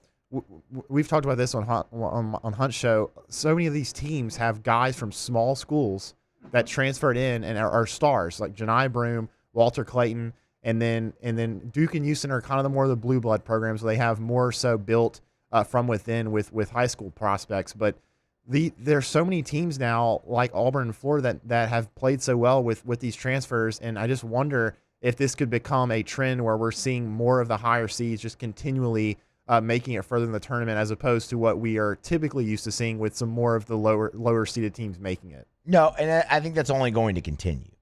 I mean, because you had some really good mid-major teams in there. I mean, Colorado State, they were everyone's darling, right, to be that Cinderella. Drake, Creighton, like you had some good teams. It's just it's going to become a very top-heavy deal, and that's going to kind of kill off Cinderella making any kind of deep run. You mentioned the 2008 tournament, the last time that all 4 1 seeds.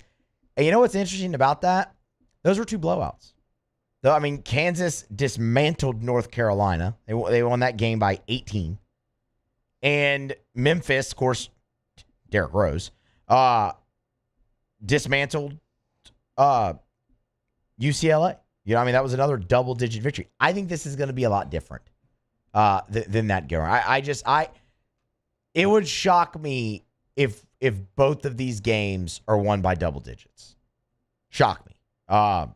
Florida, for what it's worth, and they beat Auburn early, that was 90-81, right? And I think the other thing with Florida, why I like you said Florida and Duke. Do you have a pick? I think Florida. They've played so well in this tournament. And they just seem to me to have the most complete team as far as it's just top to bottom depth. I would probably go with Florida. And one other thing, they've been battle tested in this tournament as well. Yeah, they had to come back from 10 to even get to this point against Texas Tech. Like, I was about to head out to dinner Saturday night, and I had the game on, and Texas Tech's up 10. Right when I leave, I go, oh, look at this. I mean, they're going to upset Florida. There wasn't even a lot of time. I think it was below 3 minutes. I think it was less than 3 minutes left in the game. And I look, later on during dinner, and I'm just like, oh, Florida. Okay. So that's 2 games in a row that they've built, because the UConn game in the Sweet 16 was phenomenal as well, where they trailed for the majority of that second half. They've been really battle-tested throughout this tournament. Probably more, not the other teams have, but probably more so than Duke, Auburn, and Houston. They're not going to shrink in crunch time in the Final Four. At least I don't believe so. And again, that's impressive considering their coach never been in this situation before.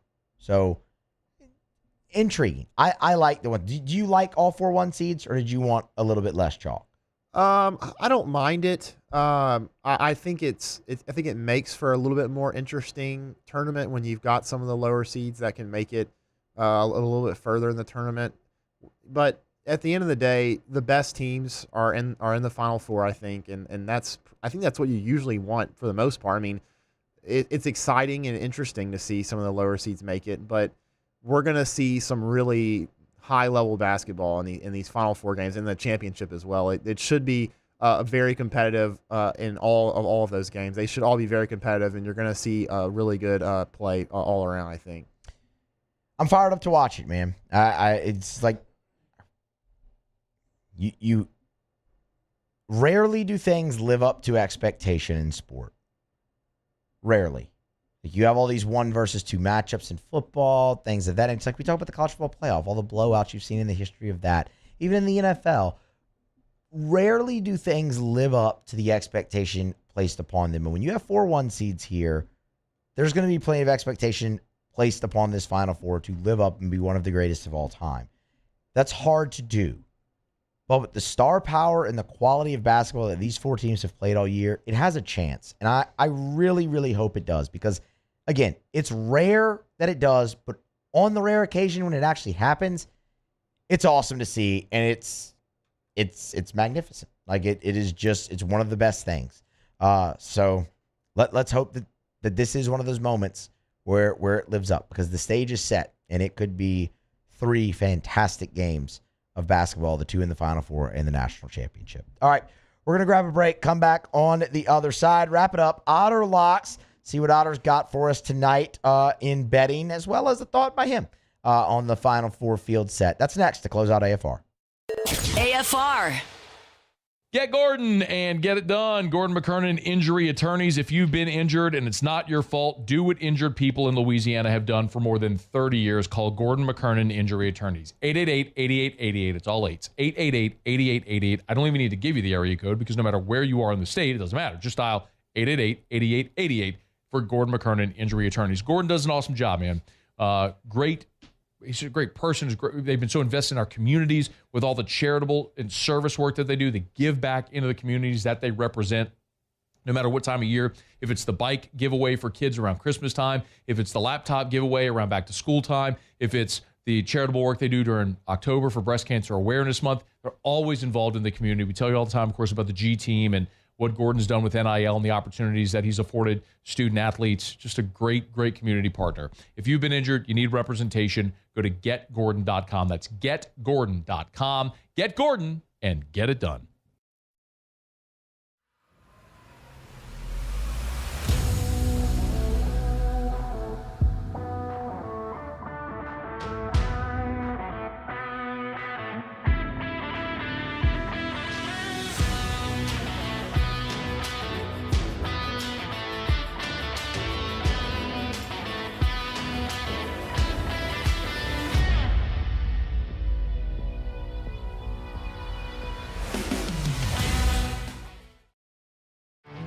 There it is, the extra mile, on the border of expected and extraordinary, for those willing to go further, like vans customized for work or play, with safety and tech to keep you connected, supported by a 5-star sales, service, and finance team, and backed by the 1-star you know.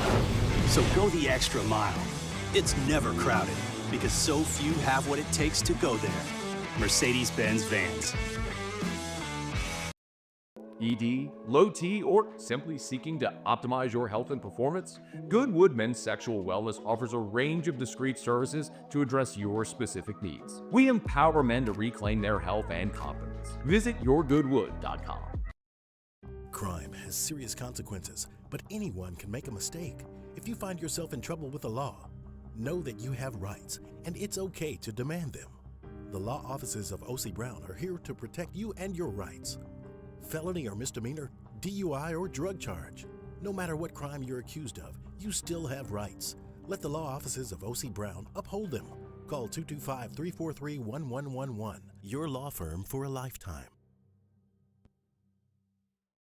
At Auctioner, we know healing is a team sport. That's why we've partnered with world-renowned orthopedic surgeon Dr. James Andrews to create the Auctioner Andrews Orthopedics and Sports Medicine Institute. Whether you're a professional athlete or a weekend warrior, our team of specialists are dedicated to getting you back in the game. So whatever your reasons are for reaching your personal best, we've only got one: you. Auctioner Andrews Institute. Long live you. Family owned and community driven. Service Chevrolet Cadillac, a legacy you can trust since 1972.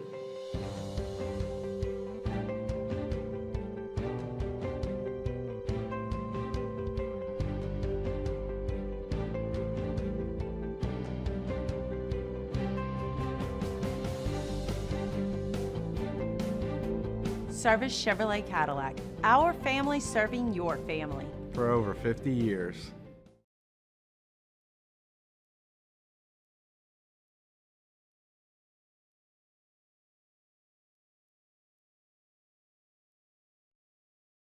After further review, presented by Relief Windows. Windows, doors, siding, and oh yeah, they also do interior shutters.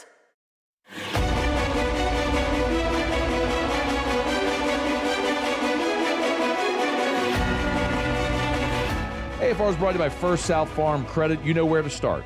Your first call, your first visit, your first option when it comes to buying land in Louisiana is First South Farm Credit. And honestly, it doesn't even have to be land in Louisiana, because First South Farm Credit can help you buy land in any of the contiguous 48. And they've got more than 40 branches in Louisiana, Mississippi, and Alabama. So if you're right here in the Southeast, there's First South Farm Credit locations all near you. But remember, like, for example, let's say a lot of our audience in New Orleans, of course.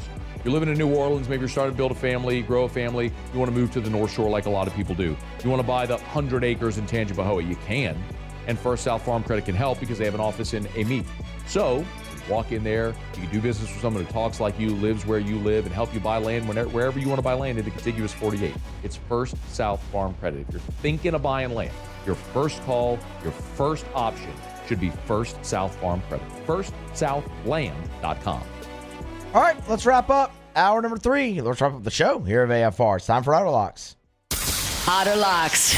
All right, time to win some money. Presented by Total Maintenance. Now's the time to get that AC unit checked before it really gets hot. Normally $179, just $79 when you mention Auto Locks. Total Maintenance, 480-1000. I think it's safe to say that I won the bet. Otter! What's up, Otter? How are we doing? Oh, did we lose him? Otter? Check. Gotcha. How's it going? Yeah, okay. I never lost you guys. But anyway, doing good, Moose. How about you? I'm doing great. I'm doing all this great Monday, man. A lot of stuff going on. Your third baseman's, slash DH really handling it well. He moved out of his position. I don't really want to talk about that, Otter. I mean, they're also 1-4. I mean, what are we up to? Like 18 punch outs here or something like that for Raffy? It's not good. It's not good at all. Oh, I think is it 0 for 22 with 16 punch out, Something or is like it 0 for 16 with 12 punch out? It's a lot. It's a lot. He's a great hitter, man. I know. It's really weird. We'll start off. We're kind of easing into the baseball stuff, but we'll start to pick it up as it goes on. But we're going to go with the team that was expected to, fall off the cliff a little bit this year, and that's San Diego Padres. Mm-hmm. What do? They used your boy Nick Pivetta last night too, with shutout innings, 6 shutout innings against the Braves. They sweep the Braves. The Braves will be okay. 1 minute remaining. I think they're going to be okay in the end, but There's something about these Padres at home field advantage. A small number, inexpensive number at home against the Cleveland Guardians. We'll take the Padres minus 25 on that one. We got George Washington right now. They're very close to the number in the second half of the Crown out in Las Vegas. We got another one getting ready to go to Nebraska against Arizona State. We think Arizona State has owned it in. We're going to lay the number with the Cornhuskers against Arizona State. Where are you tomorrow, Otter? We're at Dozy Place, Government Street, the heart of Mid-City. I'll get over there and see Otter. So we got the Padres and Nebraska in college basketball. George Washington underway. Otter, we appreciate it as always. Thank you. We'll do it again tomorrow. All right. Good luck, Moose. Good luck, Otter. That's why you should always get the plays at LouisianaSports.net early, because the George Washington game is in progress. If you would have gone to LouisianaSports.net, you'd have that. That's going to wrap it up for today. We'll see you next time on AFR. AFR. Gulf Coast Bank and Trust is giving our customers the power to bank anywhere, anytime during this challenging event. And we're right there with you. Our mobile banking app is a smart way to manage your money and time. Gulf Coast Bank and Trust, the bank that cares about you. These ice cubes could have been a thankless bed for an all-you-can-eat salad bar. But instead, they cradle and cool the crisp, refreshing Dos Equis. Nicely done, ice cubes.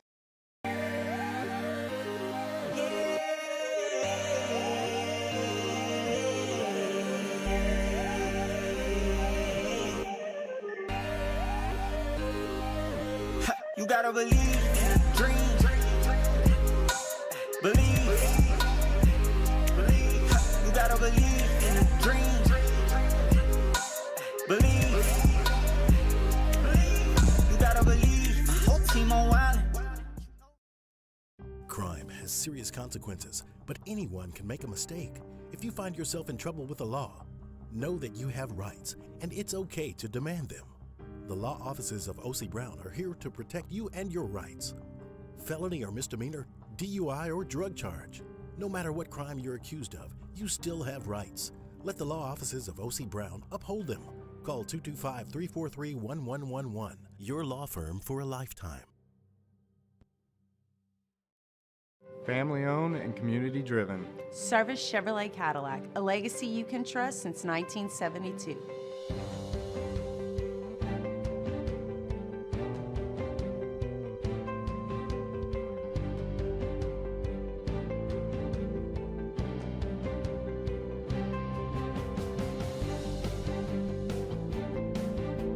Service Chevrolet Cadillac, our family serving your family. For over 50 years. At Auctioner, we know healing is a team sport. That's why we've partnered with world-renowned orthopedic surgeon Dr. James Andrews to create the Auctioner Andrews Orthopedics and Sports Medicine Institute. Whether you're a professional athlete or a weekend warrior, our team of specialists are dedicated to getting you back in the game. So whatever your reasons are for reaching your personal best, we've only got one. You. Auctioner Andrews Institute. Long live you. Looking for the ultimate game day experience? Come to the Queen Casino in Baton Rouge. Savor game day platters and snacks, plus drink specials at 1717 Kitchen and Cocktail. So come out for game day and let our